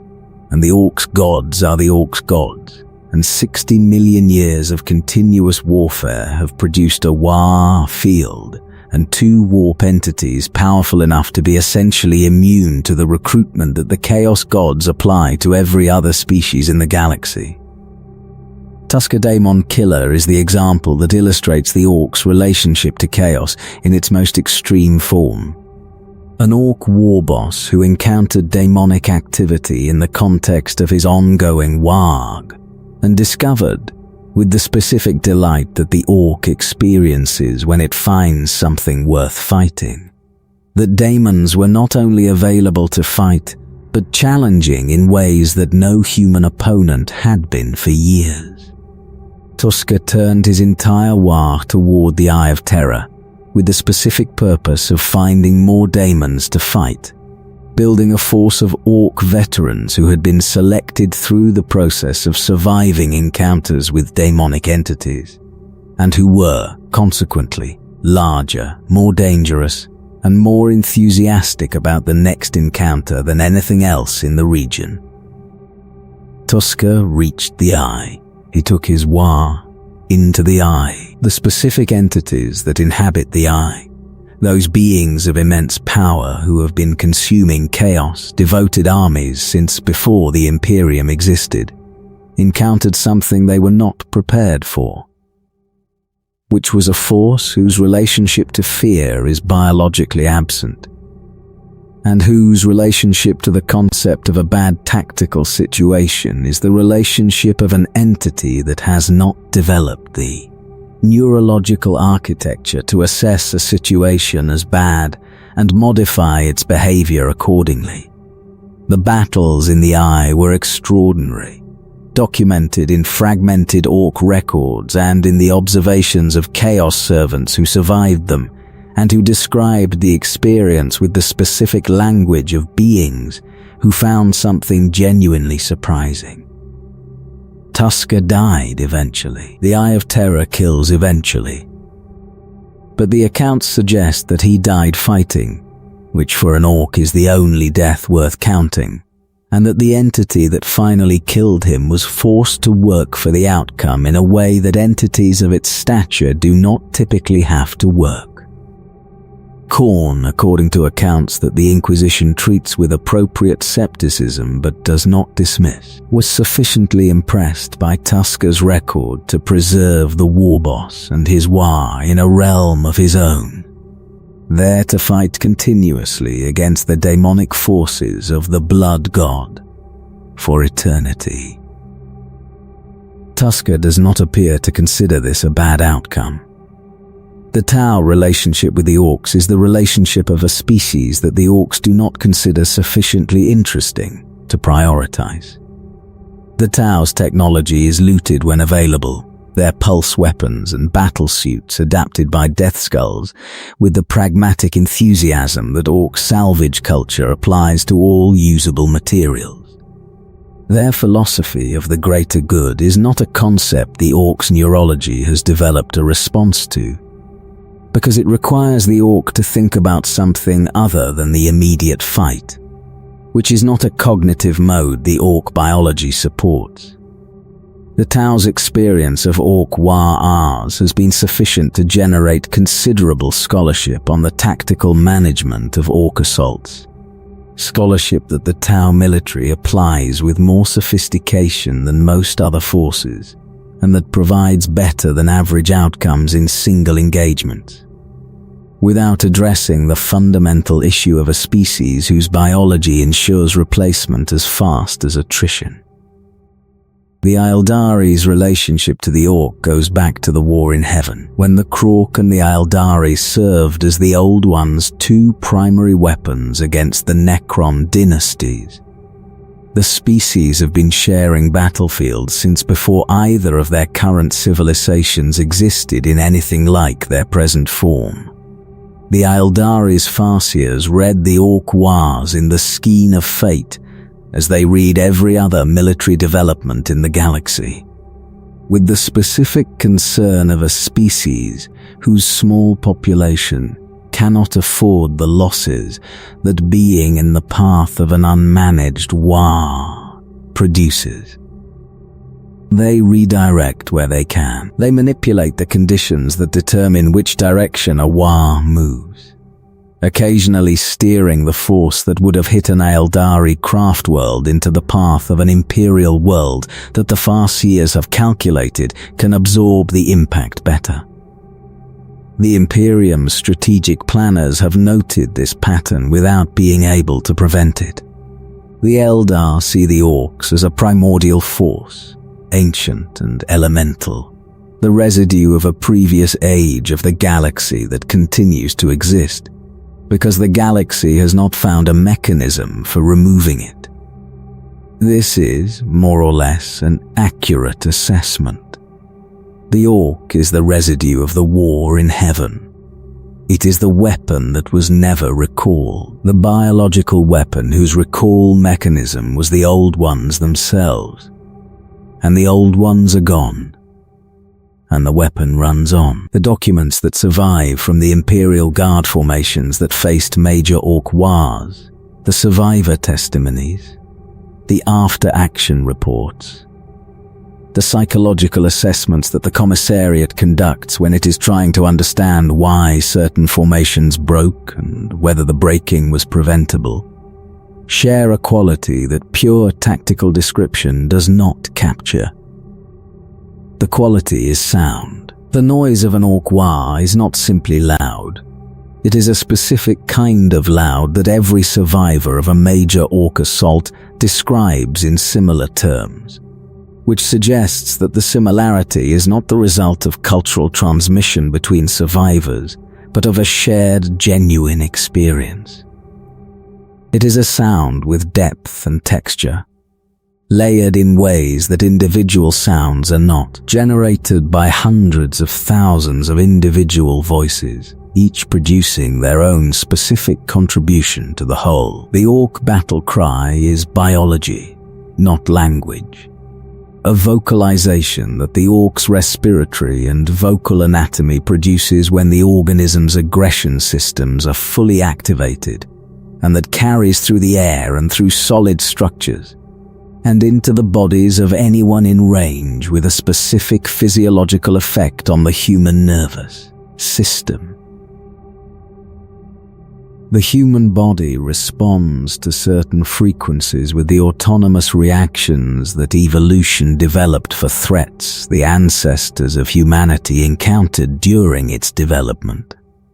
Very low frequencies in the subsonic range produce unease in ways that the conscious mind does not fully process. A generalized sense of wrongness without identifiable source. The Waaaghs chant incorporates components across this range.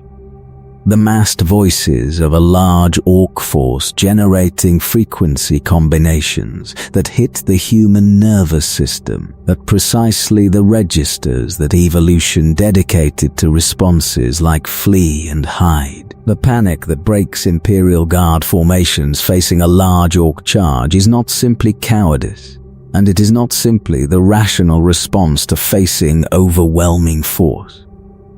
It is partly a neurological event, produced by a sound environment that human biology was not built to experience and stay rational within. The smell.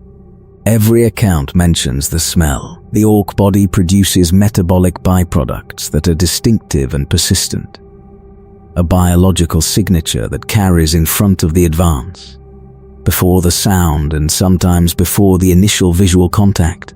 A specific olfactory warning that the human threat response system interprets correctly even before the conscious mind has identified what is producing it. Experienced Imperial Guard veterans have reported being able to tell a Waaaghs was coming from the change in what the battlefield smelled like before any other intelligence confirmed the advance. The Commissariat's training materials note this phenomenon without adequately addressing how to maintain formation discipline when the air itself is telling your body to run. The visual dimension is not secondary. An orc Waaaghs at scale is a landscape-altering event.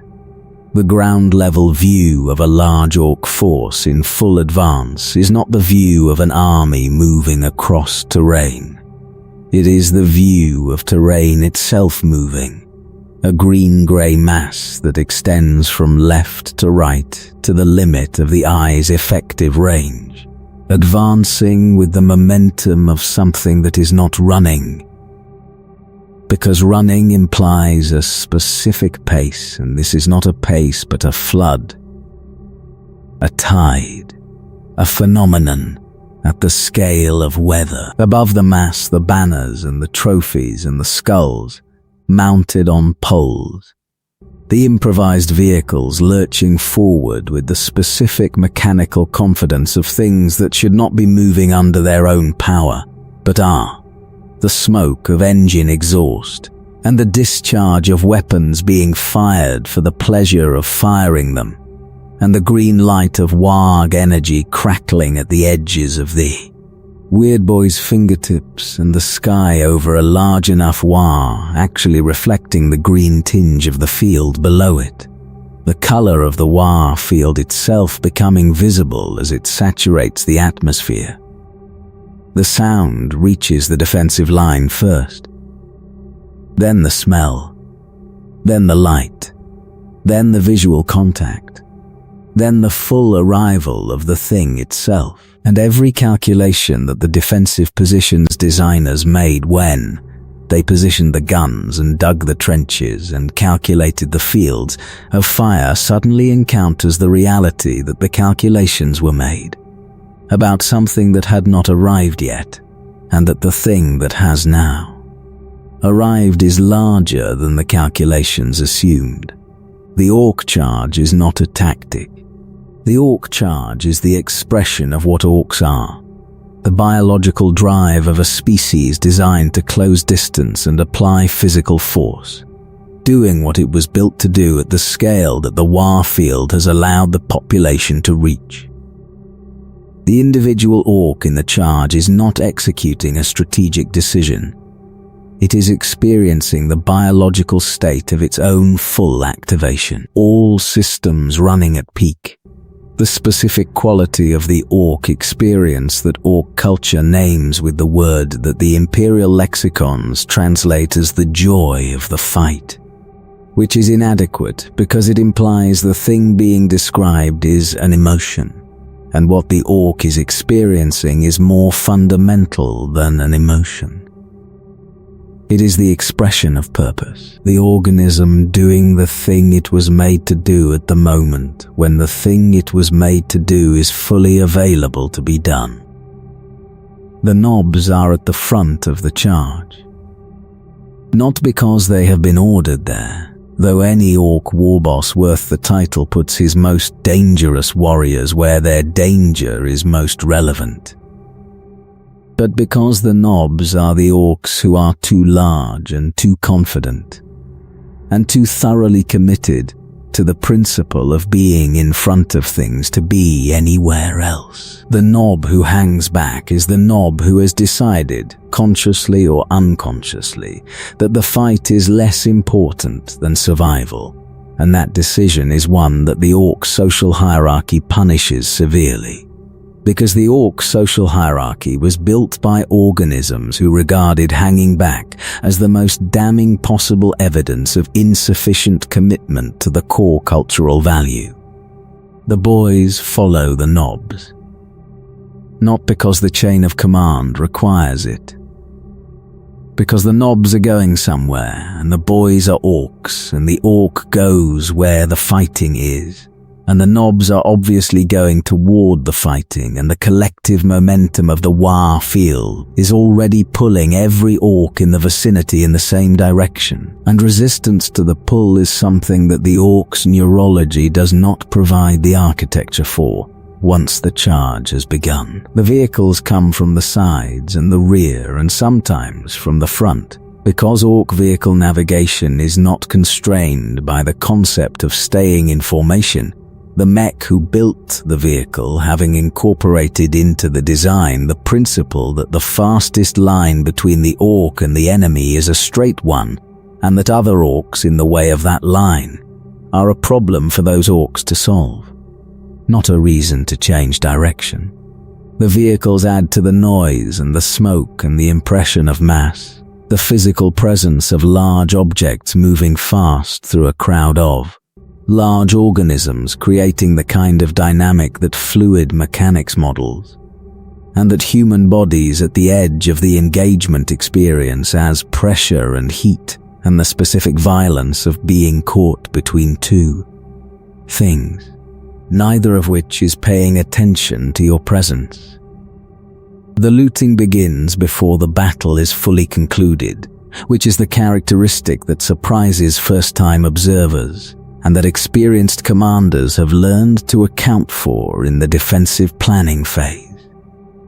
Orcs begin collecting trophies and salvageable materials from the battlefield, while other orcs are still fighting, not because the fighting is less interesting than the looting, but because the death skulls and the individuals of similar temperament have a different relationship to the timing of the transition between engagement and recovery than the goths and the knobs who are still in the process of demonstrating commitment. The battlefield in the immediate aftermath of an orc assault is not a quiet place. It is a continuation of the noise and the activity, just redistributed from violence to industry. The prisoners taken by orc forces, where orc forces take prisoners at all, face an experience that is specific to which orc is deciding their fate and for what purpose. The Pain Boys have uses for prisoners that the Pain Boys' operational framework describes as medical, and that the prisoner's experiential account describes differently. The mechs have uses for prisoners that are more industrial than medical, but not significantly more pleasant. The Runthard, the orc responsible for managing the Gretchen workforce, occasionally finds human prisoners suitable for the kind of light work that Gretchen are deployed on, which is to say the dangerous and unpleasant work that the orcs cannot be bothered to do, and that the orcs cannot afford to lose Gretchen for. The prisoner's experience in this capacity is the experience of the lowest possible rung in a hierarchy that does not conceptualize their existence as anything other than useful material. What the Ork charge leaves behind it when it passes through a position is a landscape that combat engineers who have seen both sides of the experience describe with a consistency suggesting the description is accurate. Not simply destruction, though the destruction is comprehensive. Something more specific. The combination of damage patterns that only mass physical contact produces, the marks of heavy things moving at speed through structures designed to stop them, overlaid with the evidence of the subsequent activity, the looting and the marking of territory and the small additional destructions that Orks perform. Because performing them is an expression of having been there that the Ork's cultural instinct requires. The Imperial Guard calls this overrun. The after-action assessors call it characteristic signature. The survivors who were behind that position when it happened call it something that the official vocabulary does not capture, but that their faces, when they are describing what they saw, communicate without the words.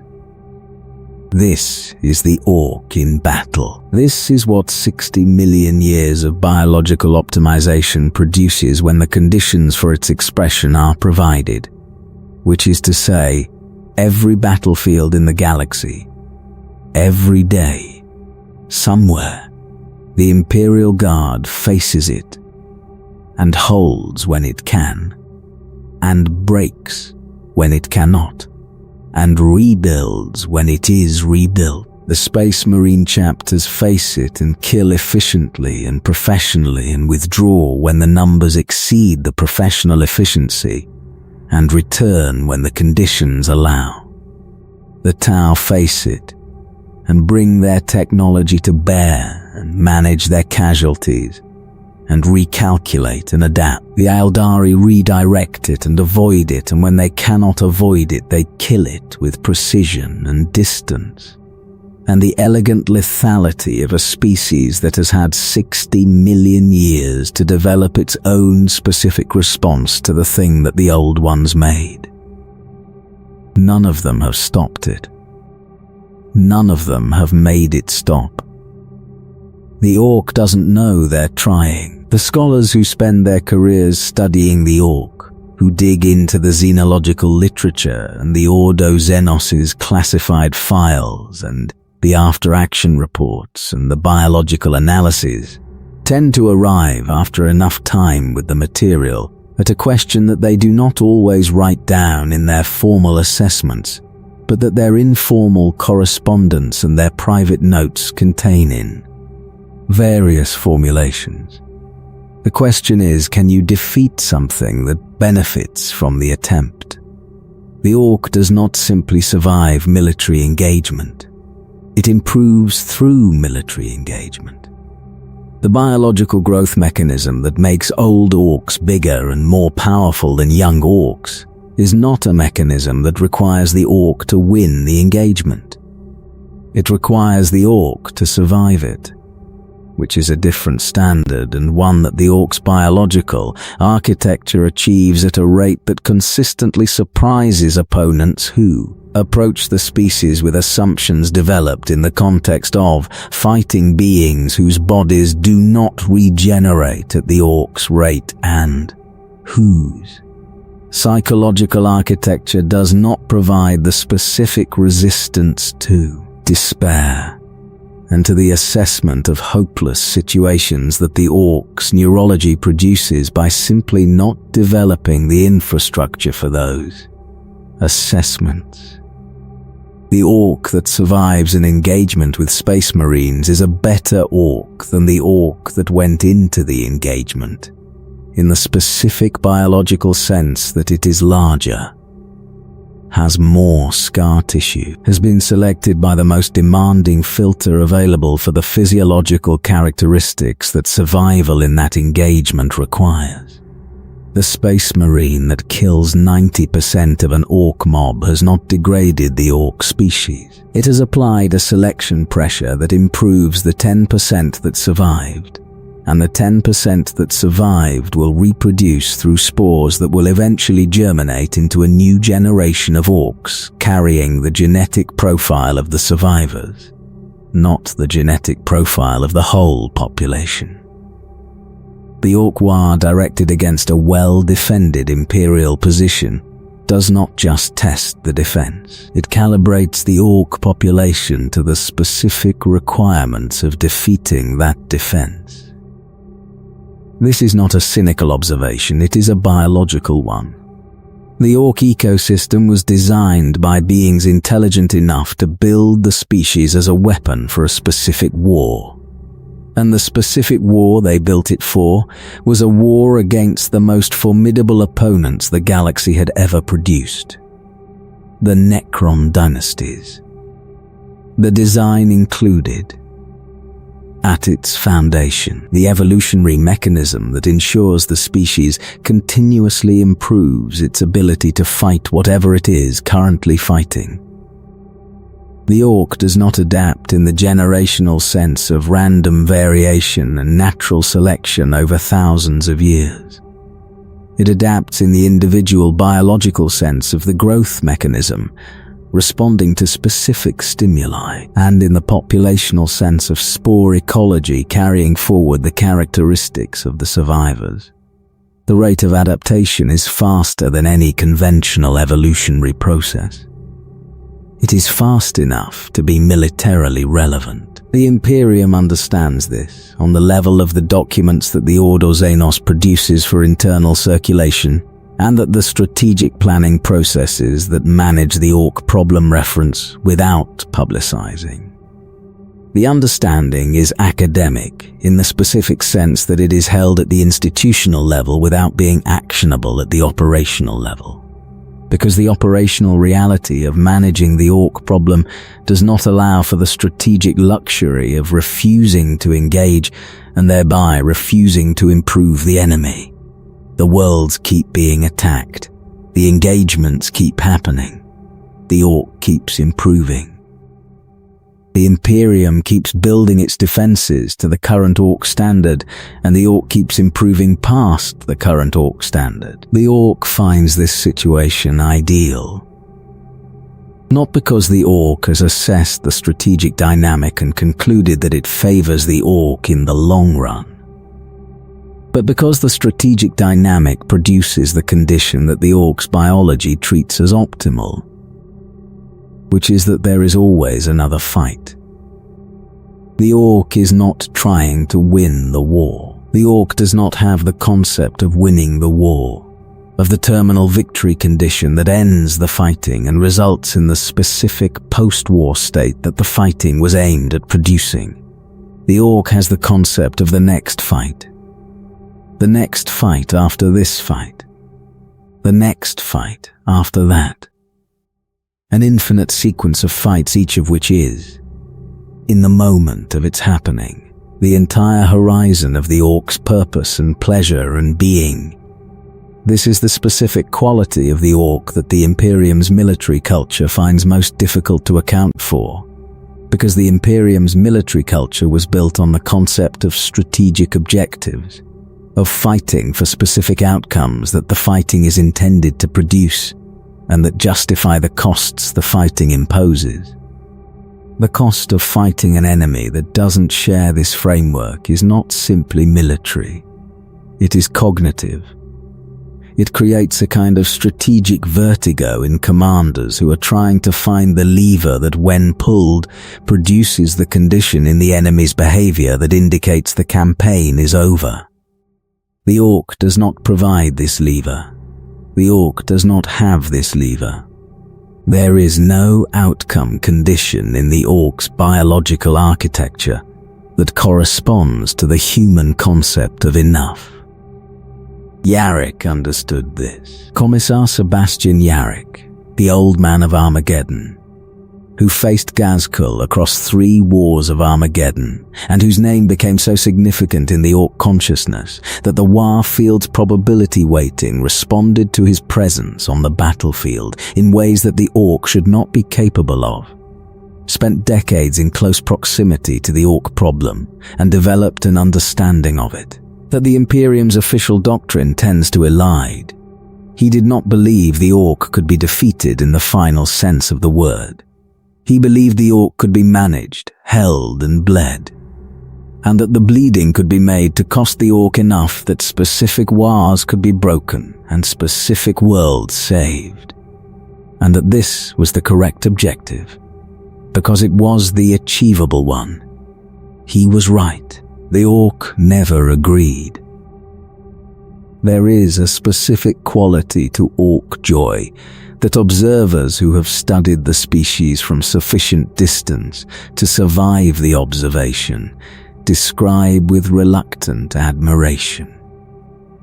The Ork at the height of a Waagh, in the middle of the charge, surrounded by the noise and the fire and the press of thousands of its kind, all expressing the same drive in the same direction, is experiencing something that the Ork's neurology and the Waaaghs field together produce in a form that has no precise human equivalent but that. The human observers who have been close enough to document it and far enough away to survive the documentation describe as the most complete expression of organism appropriate to purpose they have ever witnessed. The Ork is doing the thing it was built to do. It is doing it surrounded by thousands of its kind doing the same thing. The Waaaghs field reflects this back at every individual in the mob, amplifying the experience, creating the feedback loop between individual biology and collective psychic output that makes the Waaaghs what it is. The Ork is happy. This is the word that the human observers reach for, and it is inadequate, and it is also the closest available. The Ork is happy in the way that an organism perfectly suited to its environment and fully engaged in its primary function is happy, which is to say it is not experiencing happiness as humans experience it, as a contrast with unhappiness, as a state to be grateful for because the other state is known and feared. The Ork is experiencing the Ork baseline, the thing that the Ork's neurology is calibrated for and that the Waaaghs provides in its purest form. It is the absence of the specific dissatisfaction that an organism experiences when it is not doing the thing it was made to do. It is a 60-million-year-old organism finding the 60-million-year-old condition that its design specified as optimal, and the galaxy cannot stop providing it. This is the final irony, the specific cruelty of the Old One's design choice to make the Ork biology dependent on war for its full expression. The galaxy has been at war since before recorded history. The galaxy will be at war for the foreseeable future, because the Chaos Gods require it and the Tyranids require it, and the Necrons are waking from their tomb worlds, and the Eldari are in their long decline, and every species that has ever tried to establish stability has found that the galaxy is not configured to allow stability as a permanent state. The Ork, the species built for war, lives in a galaxy that provides war without limit. It is precisely where it was designed to be. It is doing precisely what it was designed to do. The Old Ones are gone. Their weapon runs on, and the galaxy burns green. The Ork has aesthetic sensibilities. This sentence requires a moment to settle, because it contradicts the most common characterization of the Ork as a being of pure function and pure violence, without the secondary capacities that the human concept of culture assumes. But the characterization is wrong. The Ork is not culturally blank. The orc is culturally simple, which is a different condition, and simplicity is not absence. The orc's aesthetic is coherent. It has preferences. It applies those preferences consistently. It has developed over the long history of the species a visual language that is recognizably itself across every theater of the galaxy and every generation of the organism's expression. The aesthetic is large. This is the foundational principle from which everything else derives. The large weapon is better than the small weapon. The large vehicle is better than the small vehicle. The large orc is better than the small orc. The large banner is better than the small banner. The large explosion is better than the small explosion in every meaningful sense, and the sense in which the large explosion is better than the small explosion is not purely tactical, but genuinely aesthetic. The orc preferring the large explosion for its own qualities, regardless of whether the tactical situation would be better served by a smaller and more targeted application of force. The orc's aesthetic maximalism is the Waaaghs field in visual form, the same quality of more and louder and bigger that the field produces in its physical effects expressed as a design philosophy. The teeth are decorated. The armor is decorated. The vehicles are decorated in ways that serve the decorative purpose without necessarily serving any protective purpose, often actively undermining the protective purpose in favor of the visual statement. The spikes on the orc vehicle are not load-bearing structural elements, they are statements. The statement is that this vehicle belongs to an orc, and that the orc is an orc, and that the orc is large and dangerous and has spikes on its vehicle. The skull motifs that appear on every orc faction's equipment, from the largest war boss's banner to the grot's improvised armor, are not decoration in the sense of something added to make the object more beautiful. They are trophies translated into design language. The orc's biological drive to display evidence of victory expressed through the visual vocabulary that the culture has developed over millions of years of killing things and keeping parts of them. The orc laughs. This fact appears in enough observer accounts to be taken seriously as a characteristic of the species, and the account's descriptions of what the orc laughs at are consistent enough to constitute a record of orc humor, which is a sentence that is either deeply interesting or deeply alarming depending on your position relative to the orc that is laughing. The orc finds large explosions funny.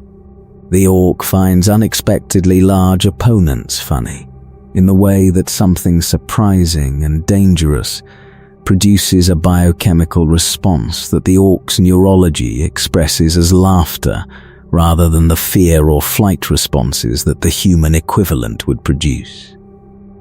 The orc finds other orcs being hit by things funny, especially if the other orc is very large and the thing hitting it is fast. The orc finds most outcomes funny, because the orc's relationship to outcomes is the relationship of an organism that does not experience the alternatives it did not get as losses.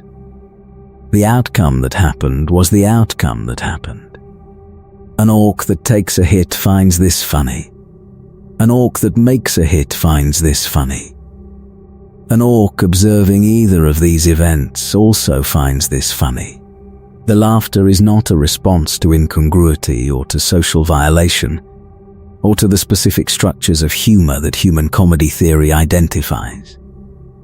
It is the orc's neurological response to stimulation of any kind that the biology associates with the fighting state, which means most things that happen on a battlefield produce some version of it. The music is noise. This is objective, not pejorative. The orc's musical culture, if musical culture is the right framework for what the orc produces when it bangs things together rhythmically while shouting, is organized around volume and rhythm, and the specific encouragement of the aggression state that the biology naturally produces in proximity to conflict. The drumming that precedes an orc charge is not separate from the charge. It is the charge's preparation, the warming of the Waaaghs field through the rhythmic production of the specific frequencies that orc neurology associates with combat.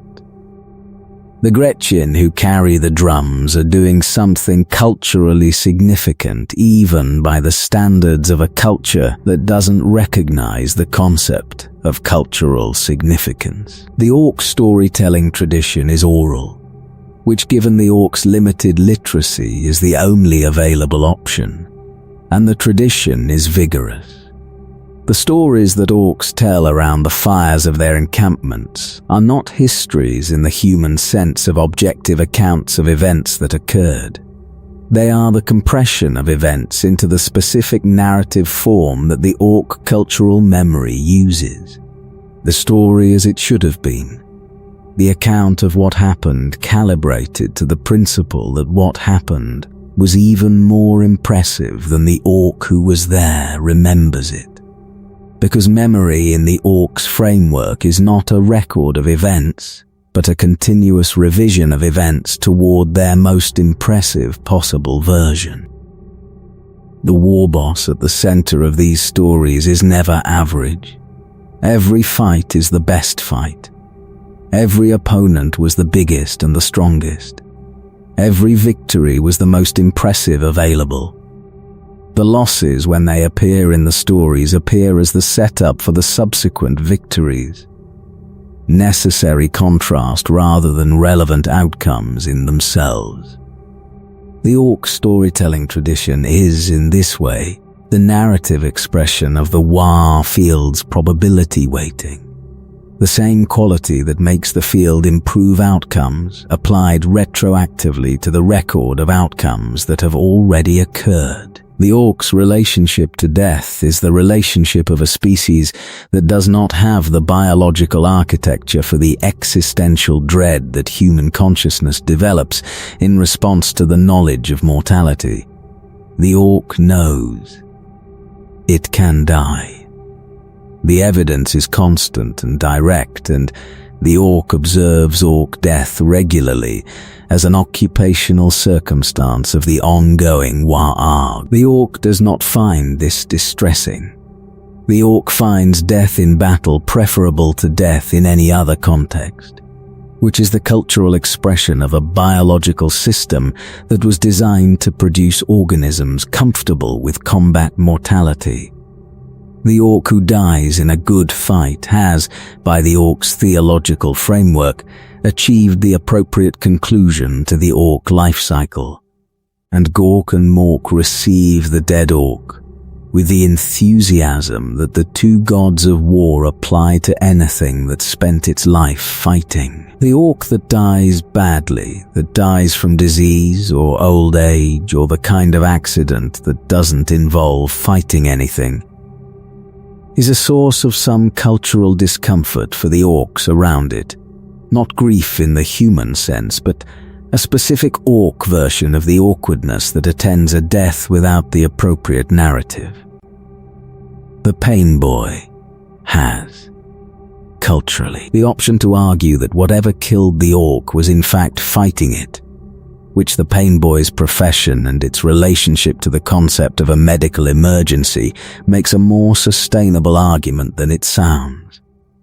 The orc aesthetic reaches its purest expression in the Waaaghs itself, which is not simply a military operation, but a cultural event of the highest order in orc society. The preparation of a Waaaghs involves not just the practical accumulation of arms and vehicles, and the gathering of orc numbers from the surrounding regions, but the production of the specific cultural objects that the Waaaghs requires.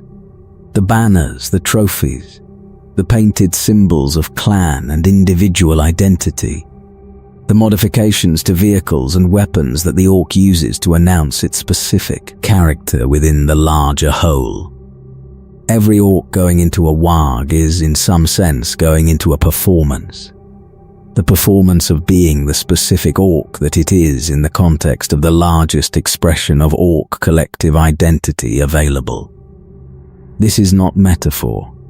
The Waagh field is literally strengthened by the coherence of the individual expressions, by the degree to which each orc is fully and completely expressing its orcness in the context of the whole. The individual orc who brings its most complete self to the Waaaghs contributes more to the field than the orc who is going through the motions, and the orc culture's encouragement of the elaborate individual decoration and the loud personal statement, and the specific claimed identity that the clan and the personal history and the accumulated trophies together express, is not vanity. It is a field optimization strategy that the species arrived at over 60 million years of running the experiment and noting the results.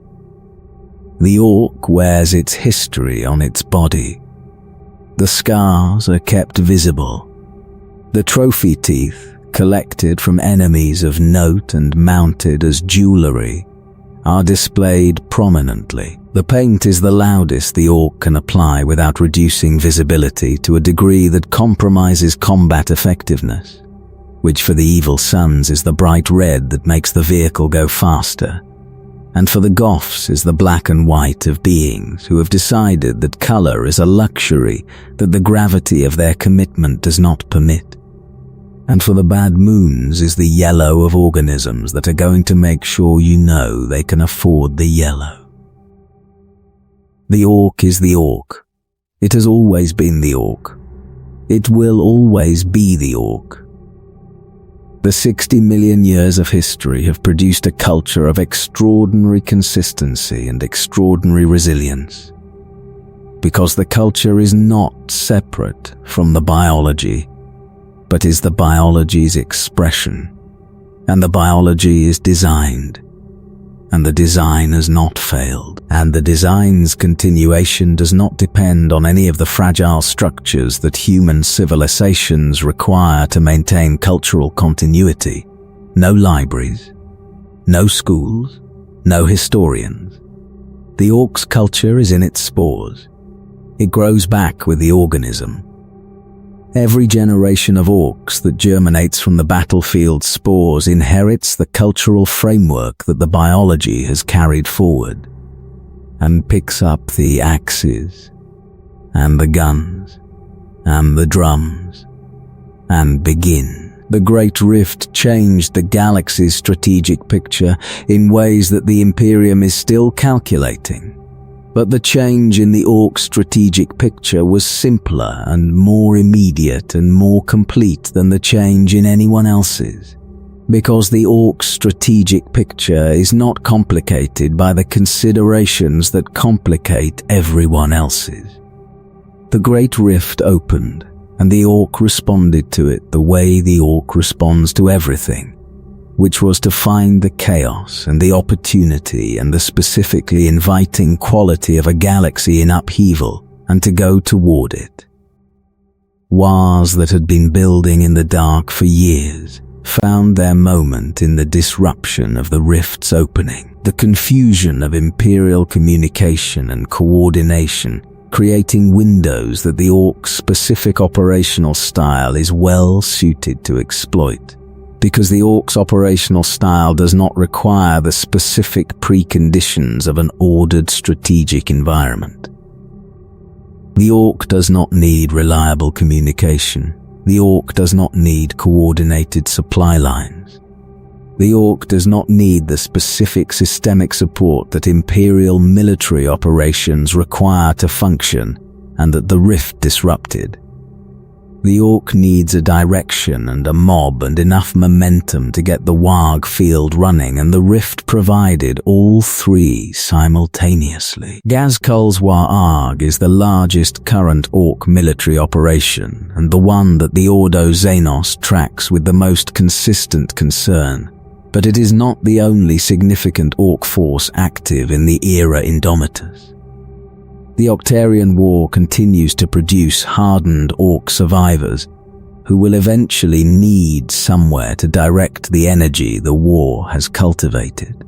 Regional Waaaghs across the galaxy's troubled regions are absorbing Imperial military resources at rates that the Departamento Munitorum's accounting does not make easy to present in aggregate.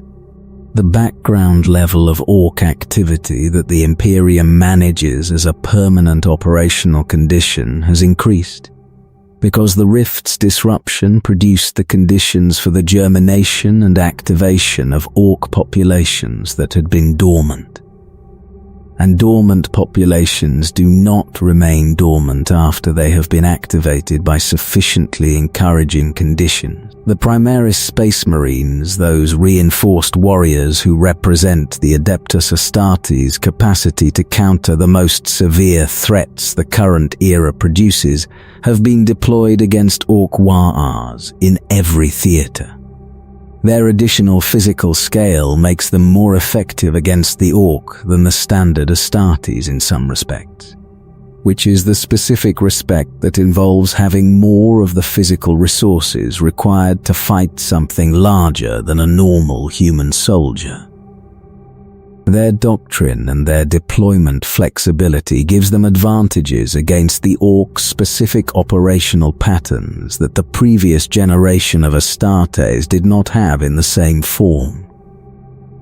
They kill Orks efficiently. The Orks note this and grow in response, because the Orks always grow in response. And the response to a more effective adversary is always more Ork. Ghazghkul's current status, as of the best available intelligence, is that the prophet of Gork and Mork is somewhere out there, building towards something that the Ordo Xenos believes will be larger than anything that has come before, assembling a Waagh of unprecedented scale through the specific combination of Ghazghkul's personal gravitational pull on the Ork psychic field and the conditions that the era Indomitus has created for Ork population growth. Ghazghkul has been captured. Ghazghkul has been contained. Ghazghkul has been, by some accounts, killed in the technical sense of the body not continuing to function. Ghazghkul continues. The Painboy Grotznik's modifications have given the Warboss a relationship to mortal injury that the Ordo Xenos' files catalogue with the same careful clinical language they use for things that genuinely disturb their authors. The Tanith first and only have history with Ghazghkul.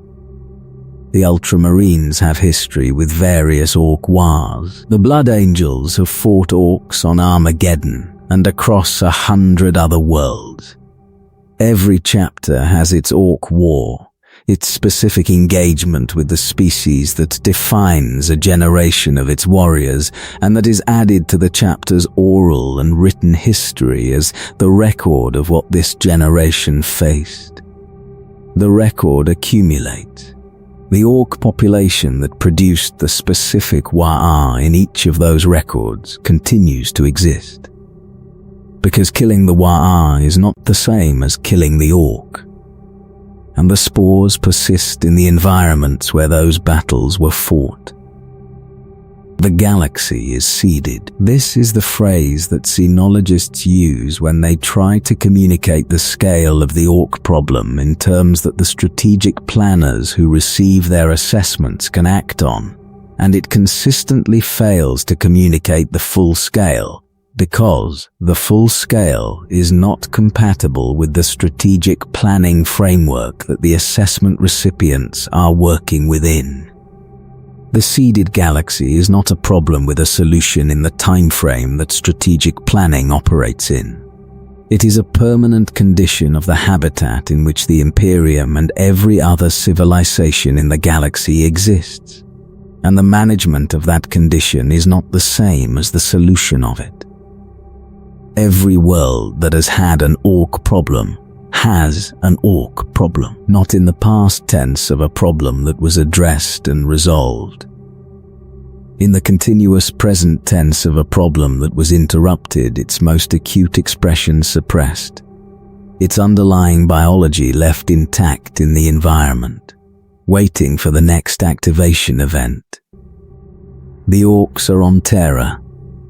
This is a classified assessment and not one the Inquisition publishes. But the biological evidence that follows from the understanding of Ork spore ecology is that Terra, which has had Ork Waaaghs directed at it, which has had Orks die on its surface, which has had the full biological process of Ork warfare play out on the most important world in the Imperium, contains Ork spores in its soil and its structures and its ancient geology. They have not germinated because the conditions for germination have not been met, because Terra is managed with a thoroughness that prevents the specific environmental conditions the spores need.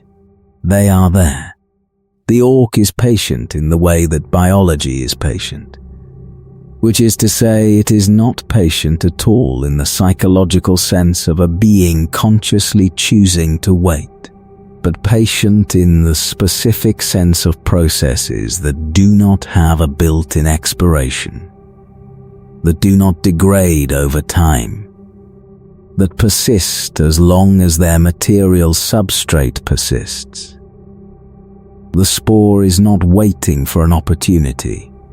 It simply is, in the state that it is in, until it isn't, until the moisture and the organic material and the temperature and the absence of actively lethal conditions combine in the specific configuration that the biology requires, and the germination begins, and the ecosystem expresses itself, and the Ork returns.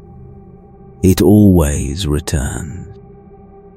Consider what it means that the species designed by the most intelligent beings in the history of the galaxy, designed specifically to be the optimal war organism for the conditions of the galaxy's most devastating conflict, has survived everything that the 60 million years since the war in heaven have produced. The Necrons, those near-immortal machine warriors against whom the Ork was created, lie in their tomb worlds waking from their long sleep and will emerge to find that the biological weapon made to fight them is still active, still present, still running the program the old ones wrote for it. The Chaos Gods, who have consumed civilization after civilization in the millions of years since the war in heaven, have been fighting the Ork since before they had their current names and have not removed it from the galaxy. The Tyranids, who consume everything they encounter and have been consuming the galaxy's biomass since before recorded history, are currently fighting the Ork in the Octarian War to something that looks, from the best available intelligence, like a draw. What do you do with something like that? What is the correct strategic response to a species that cannot be eradicated by conventional military means, that improves through the attempt, that exists as a permanent ecological condition of every world that has ever hosted it, that is simultaneously fighting on every significant front in the galaxy, while also running as a background infestation on every other world, that produces, somewhere, something that might be the next Gazkul or the next beast? The Imperium's answer is the answer it gives to every problem that exceeds the framework of its solutions, which is to fight. To commit warriors and resources and the blood of every generation to the ongoing management of a condition that will not be resolved in any time frame the current civilization can project. To kill the Waaagh in front of you and prepare for the Waaagh behind it. To hold the line that was never meant to hold with the species that was never built to face this, against the species that was built for exactly this. And to keep holding it, because the alternative is to stop holding it. And stopping has consequences that the Imperium's theology and the Imperium's strategic planners and the Imperium's trench-digging ordinary soldiers are unified in treating as. unacceptable. The Ork approves of this arrangement. The Ork would not put it in these terms, because the Ork does not put things in terms. But the Waaaghs field, which is the Ork's collective expression of its nature, hums with the specific frequency of a system doing what it was designed to do in an environment that provides what the design requires.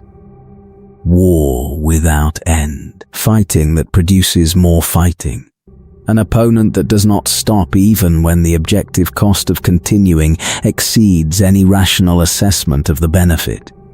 The Ork does not find this grim. The Ork does not find this glorious. The Ork does not find it anything except what it is, which is the way things are, which is, from the Ork's perspective, the way things should be. Gork and Mork approve. The Waaaghs burns green. The galaxy turns and the fights are everywhere, and the Ork is in all of them, and the Ork is exactly where the old ones made it to be. The oldest weapon in the galaxy is still loaded.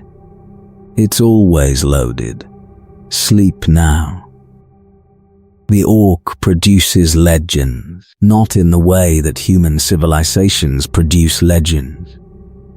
Through the deliberate construction of narrative around events that the culture considers significant and wants to preserve in transmissible form, the Ork produces legends through the Waaaghs field itself, through the specific amplification that the field applies to the stories of Orks, whose record of violence and survival has been exceptional enough to leave a permanent mark on the psychic landscape that every Ork in the vicinity inhabits. The legendary war boss is legendary not because the historians recorded it, but because the Waaaghs field carries the resonance of its existence as a psychic signature that other Orks can feel. The echo of an extraordinary amount of fighting in a single organism's history, preserved in the collective psychic output of a species that responds to the most extreme expressions of its own nature with the specific enthusiasm of beings whose nature is the thing being expressed. Nazdreg Ug Erdgrub is the legendary Bad Moon's war boss, whose career of cross-species commerce and violence has been documented by Ork observers in the Bad Moon's tradition of remembering what was worth remembering, which means what produced the most teeth. Nazdreg's specific genius, if the word applies to the management of large-scale Ork financial and military operations, was the organization of Ork looting activities into something that began to resemble an economy. The conversion of captured enemy technology and materials into resources that could be traded with other Ork communities for the specific goods that Nazdreg's forces needed, and that other communities happen to have. This is, in the Ork context, approximately the same level of civilizational advancement as the invention of fire was for humanity, and the Ork community's response to it was as ambivalent as it should have been, impressed by the teeth and suspicious of the sophistication. Tusker Daemon Killer's legacy in the Waaaghs field is specific and strange, and contributes to the ongoing discussion among Ordo Maiaeus scholars about what exactly Khorne's detention of the war boss and his Waaaghs in the blood god's realm means for the theological status of an Ork killed by a daemon.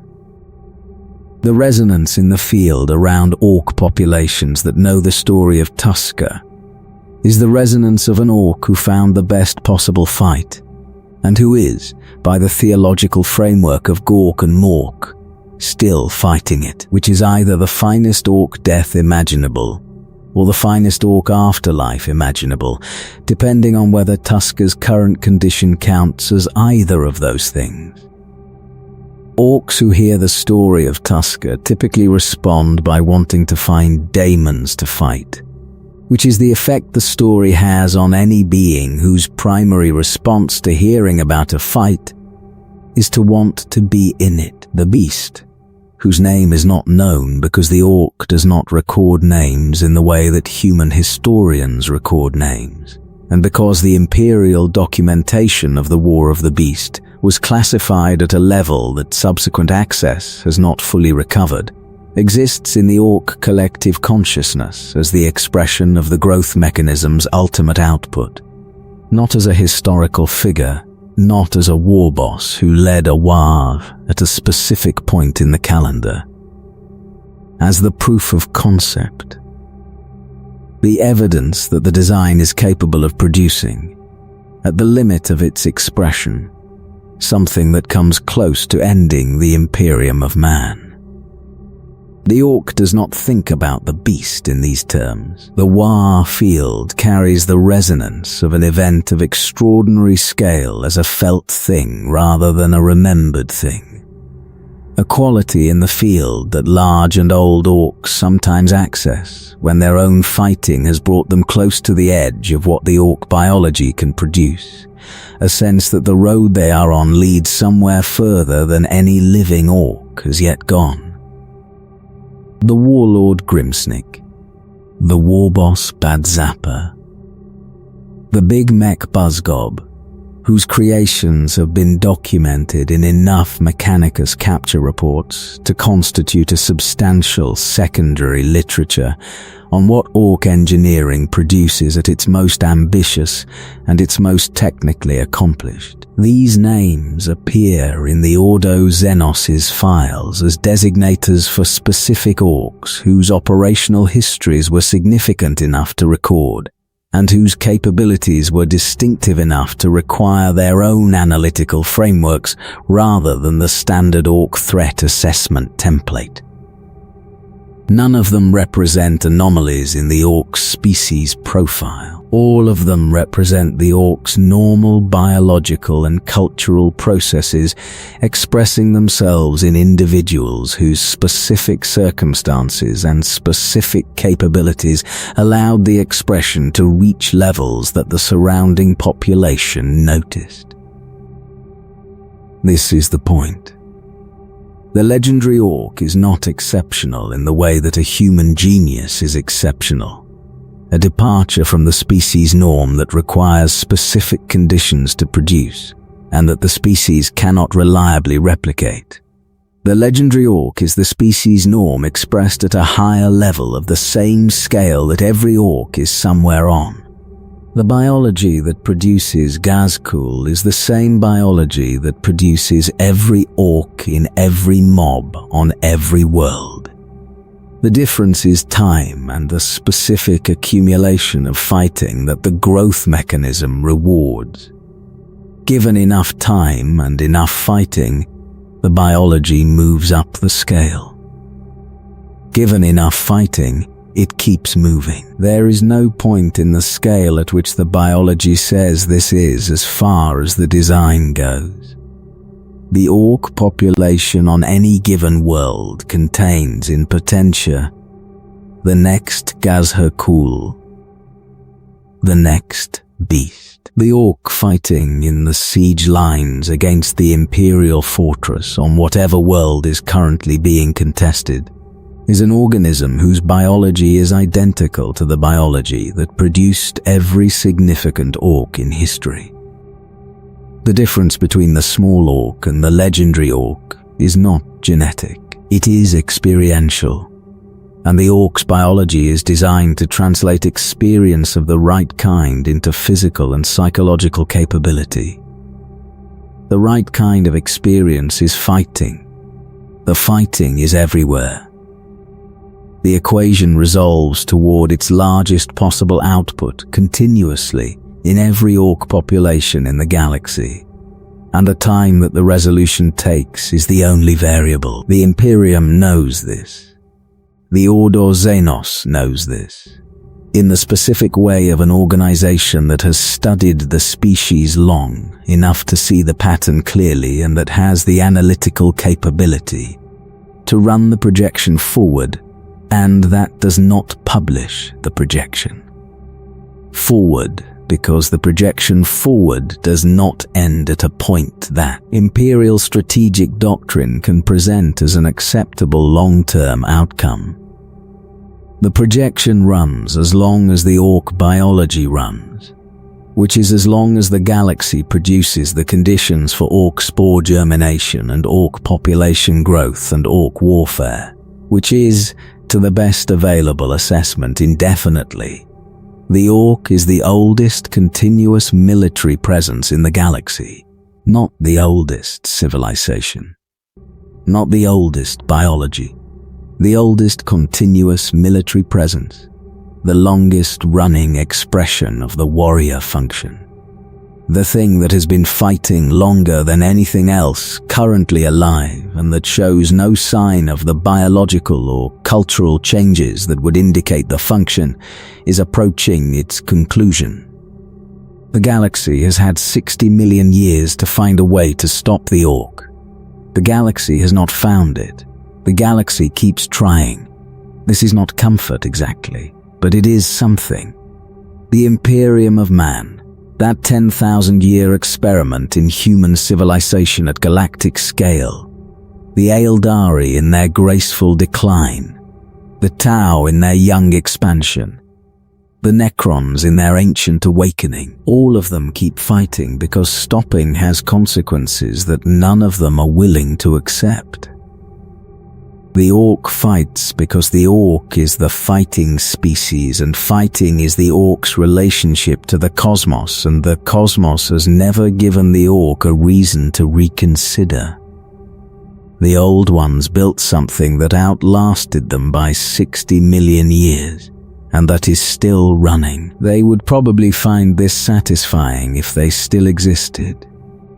The species they built it to fight is waking up from its 60 million year sleep, and will find the biological weapons still waiting.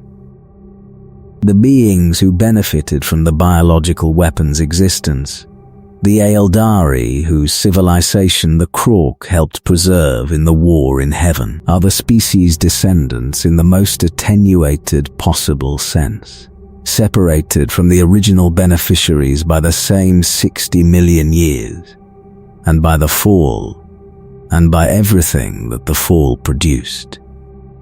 Everyone who knew what the Ork was, and why it was made, is gone. The Ork remains. It knows what it is, not in the intellectual sense of an organism with self-knowledge, in the biological sense of an organism that is fully and completely itself, that expresses its design without remainder, that does not experience the distance between what it is and what it was meant to be, because there is no distance. The Ork was made to fight. The Ork fights. The equivalence is perfect, and it has been perfect for 60 million years, and the perfection requires no maintenance, because the perfection is the design. Gork and Mork are pleased. The Waaaghs burns. The galaxy provides. The oldest weapon in the galaxy does not rust, it does not fatigue, it does not lose faith in the cause, because it has no concept of a cause, only a direction, and the direction has always been forward, and forward is where the fighting is, and the fighting is everywhere. The Ork is everywhere. The quiet worlds know this. The frontier worlds that have been brought into compliance recently and that the Munitorum considers stable know this, in the sense that their soil samples contain what the biological survey teams have learned to identify, without recording in the reports that the planetary governor reads. Because the planetary governor does not need the specific anxiety that the accurate report would produce, and the survey team knows that the accurate report does not change the management protocol. The spores are there, they are always there. The management protocol is to maintain the conditions that prevent germination, and to monitor for the conditions that would allow it. and to respond promptly when the monitoring indicates the conditions are approaching the threshold. The response is the Space Marines or the Astra Militarum or the Planetary Defense Forces in the cases where the activation event is small enough that the planetary forces can manage it without strategic escalation. The response is the war. The war produces more spores. The spores wait for the next activation event. The cycle continues. This is not defeatism. The Imperium does not practice defeatism. The Commissariat has opinions about defeatism that it communicates to practitioners of it through methods that ensure the communication is not repeated. The Imperium practices the management of conditions that cannot be resolved, which is the specific and difficult kind of practice that requires treating the absence of catastrophe as an active achievement rather than as the passive default state of things. The worlds that do not have active Waaaghs are not worlds where the Ork problem has been solved. They are worlds where the Ork problem is being managed right now by the specific combination of military readiness and environmental control and the willingness to commit resources to monitoring that the management requires. Remove the management and the problem activates. The management is the achievement. Every generation of Imperial defenders who faces an Ork Waagh is facing what every previous generation faced, with the equipment and the doctrine that the previous generation's experience produced, and the specific Ork population that the previous generation's fighting hardened. The transfer of knowledge is imperfect. The Ork does not forget. The Imperial Guard forgets because the Imperial Guard is mortal and because the Departamento Munitorum's institutional memory functions as well as any bureaucracy's institutional memory, which is to say not as well as the accumulated biological memory of a species whose core behavioral programming cannot be lost because it is not stored in any medium that degrades. The Ork that fights an Imperial Fists company today is an organism whose biological architecture carries 60 million years of fighting Imperial Fists companies and their predecessors and the predecessors of their predecessors and every other opponent that's 60 million years of. The galaxy's continuous war has provided. The Imperial Fist fighting that Ork is an organism whose cultural and doctrinal memory extends to the Horus Heresy at most, and whose personal experience extends to whatever the chapter's previous campaigns have exposed him to. The asymmetry in this is not primarily numerical. It is experiential. The Ork is fighting a war it has been fighting since before the Fist's gene father was born. The Fist is fighting a war that his chapter encountered first in the memory of veterans who are gone. The Space Marines compensate for this through the quality of what they are and what they were built to be, and they win, often enough and in the cases that matter. The Ork respects this in the way the Ork respects all things that fight back effectively, which is the specific form of Ork respect that manifests as trying harder and growing accordingly. It is a relationship that has been running since the Space Marines were created and that has produced, in the Orks that have been fighting Space Marines for 10,000 years, the specific biological calibration that 10,000 years of fighting something very good at fighting produces. The oldest weapon in the galaxy does not rust. It does not fatigue. It does not lose faith in the cause because it has no concept of a cause. Only a direction, and the direction has always been forward, and forward is where the fighting is, and the fighting is everywhere. The Ork is everywhere. The galaxy keeps turning, the spores persist. The design runs on, and the Waaagh field hums low and constant in the dark between the stars, waiting for what the dark between the stars always eventually provides. The Ork encampment is not chaos. This is the misconception that the noise and the disorder of the surface produce in observers who are trying to find the structure and applying the wrong template to the search. The structure is there. It is just not the structure of a human military base or an Aeldari settlement or any of the other organizational forms that produce the kind of legible order that external observers are trained to look for.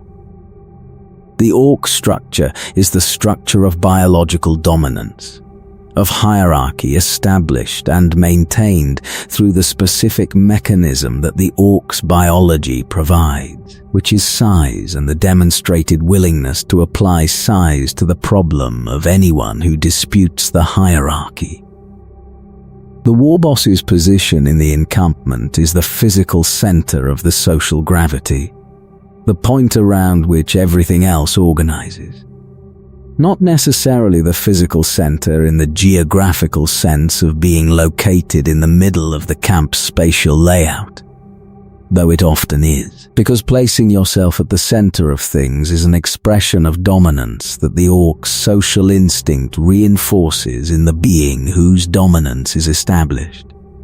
More accurately, the Warboss's position is the reference point against which every other position in the camp is measured, the thing that all the other relationships in the social structure orient toward. The knobs cluster around the Warboss, not for protection, which the Warboss does not need, but because being near the biggest Ork is the most straightforward expression of the Ork's social instinct to be near the source of the Waaagh field's strongest local expression. The knob who positions itself close to the Warboss is doing something that the Ork's biology treats as correct behavior. The specific social positioning that the dominance hierarchy rewards. The knob who positions itself too close, who begins to look like it is interested in the Warboss's position rather than simply benefiting from proximity to it, will receive a prompt and specific correction from the Warboss that serves the dual purpose of establishing the corrected social distance and maintaining the Warboss's health and exercise levels. The boys fill the spaces below the knobs in the hierarchy with the cheerful unself-consciousness of beings who do not experience their position as a constraint because the position is simply what it is, and the Ork's neurology does not maintain the specific comparison between current position and possible positions that produces human dissatisfaction with social status. An Ork boy is a boy. The boy's goal, to the extent that the Ork's biological architecture produces anything that deserves to be called a goal, is to fight hard enough and long enough to become something larger, and the boy knows this not as an intellectual calculation, but as a felt orientation. A biological compass whose needle points toward the next fight, rather than toward any specific endpoint. The Gretchen are everywhere in the camp, performing the functions that the Ork camp requires, and that the Orks themselves cannot be bothered to perform, or cannot physically perform, or have determined should be performed by something smaller and more expendable. The Gretchen's relationship to Ork society is the relationship of an organism that has been at the bottom of a dominance hierarchy for 60 million years, and has developed the specific adaptations that life at the bottom of a dominance hierarchy over a very long time produces. They are clever, in the specific narrow sense of clever that consists of finding ways to not be beaten or eaten when being beaten or eaten is the default state of things. They are fast, because fast is useful when the things above you in the hierarchy are large. They are quiet, or as quiet as their situation allows. Because the grot that draws attention to itself in an orc camp draws it from organisms that have not developed the habit of distinguishing between attention-drawing behaviors that the drawing organism intends as positive and those that are merely informational. The Runthod is the orc responsible for managing the Gretchen, and the Runthod's role is one of the more complex social functions in orc society, requiring the specific skills of an organism that must simultaneously maintain dominance over a large population of creatures who are individually weaker but collectively numerous, and must produce useful work from that population while preventing the specific creative forms of revenge that Gretchen develop when the management is sufficiently bad. The Runthod who is too brutal loses Gretchen to desertion, which in the context of an orc camp means the Gretchen have found somewhere slightly less immediately dangerous to be. Usually still in the camp, but in a corner the Runthod has not checked recently. The Runthod who is insufficiently forceful loses the Gretchen to the hierarchy's natural tendency to move toward the softest available point, which in this case is the Runthod. The successful Runthod exists in the narrow space between these failure modes. The squig pens are a feature of every significant orc encampment, and the maintenance of them is a source of ongoing incident that the camp's social life absorbs, with the pragmatic flexibility of beings who have been managing squig-related incidents for longer than recorded history. The basic attack squig is manageable. The cave squig, which some warbosses keep as a personal pet and symbol of status, is manageable to the degree that the warboss is larger than the cave squig, which for most warbosses is the case most of the time. The squig population that gets loose in the camp, that has escaped from its pen and is working its way through the food stores and occasionally through the Gretchen, is the kind of situation that orc encampment routines have developed specific responses to.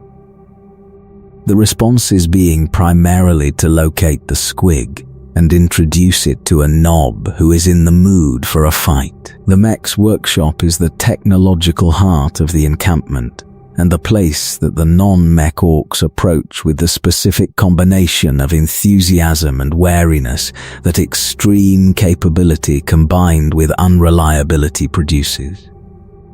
The mech is building something. The mech is always building something.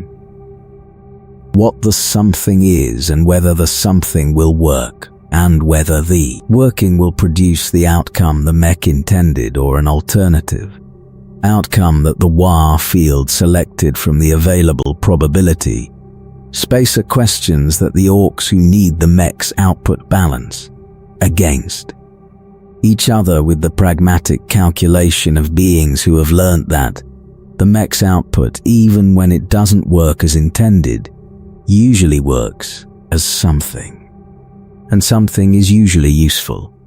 The fires at night are the social focal points, the places where the orcs who have fought that day and who are not yet fighting again gather to perform the specific social functions that orc culture executes around fire, because fire is warm and visible and provides a specific sensory context that the orc's biology associates with the post-combat period of the cycle. The stories are told here. The teeth are counted. The claims of what was killed and how impressively it was killed are advanced and contested and revised upward through the application of social pressure and the Waaaghs field's helpful bias toward the most impressive available version of events. This is the orc world as it runs. At the level below, the Waaaghs and the legendary warboss and the galaxy-scale strategic implications. A community of organisms doing what they were built to do, maintaining the social structures that the biology produces, expressing the culture that 60 million years have distilled from the biology's expression. It is violent. It is loud. It is not comfortable by any external standard that comfort can be measured against. But it is functional, and it has been functional longer than any human civilization, and it will continue to be functional when those civilizations are historical footnotes. The Ork is not trying to be more than it is. This is the thing that the scholars who spend their careers studying the species eventually arrive at as the characteristic that distinguishes the Ork from every other significant species in the galaxy.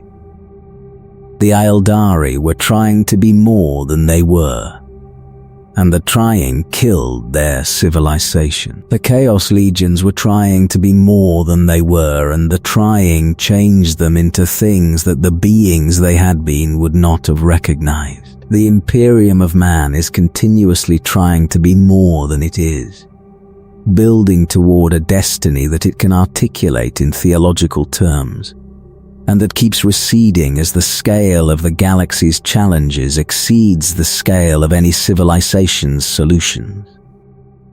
The Ork is not trying to be anything.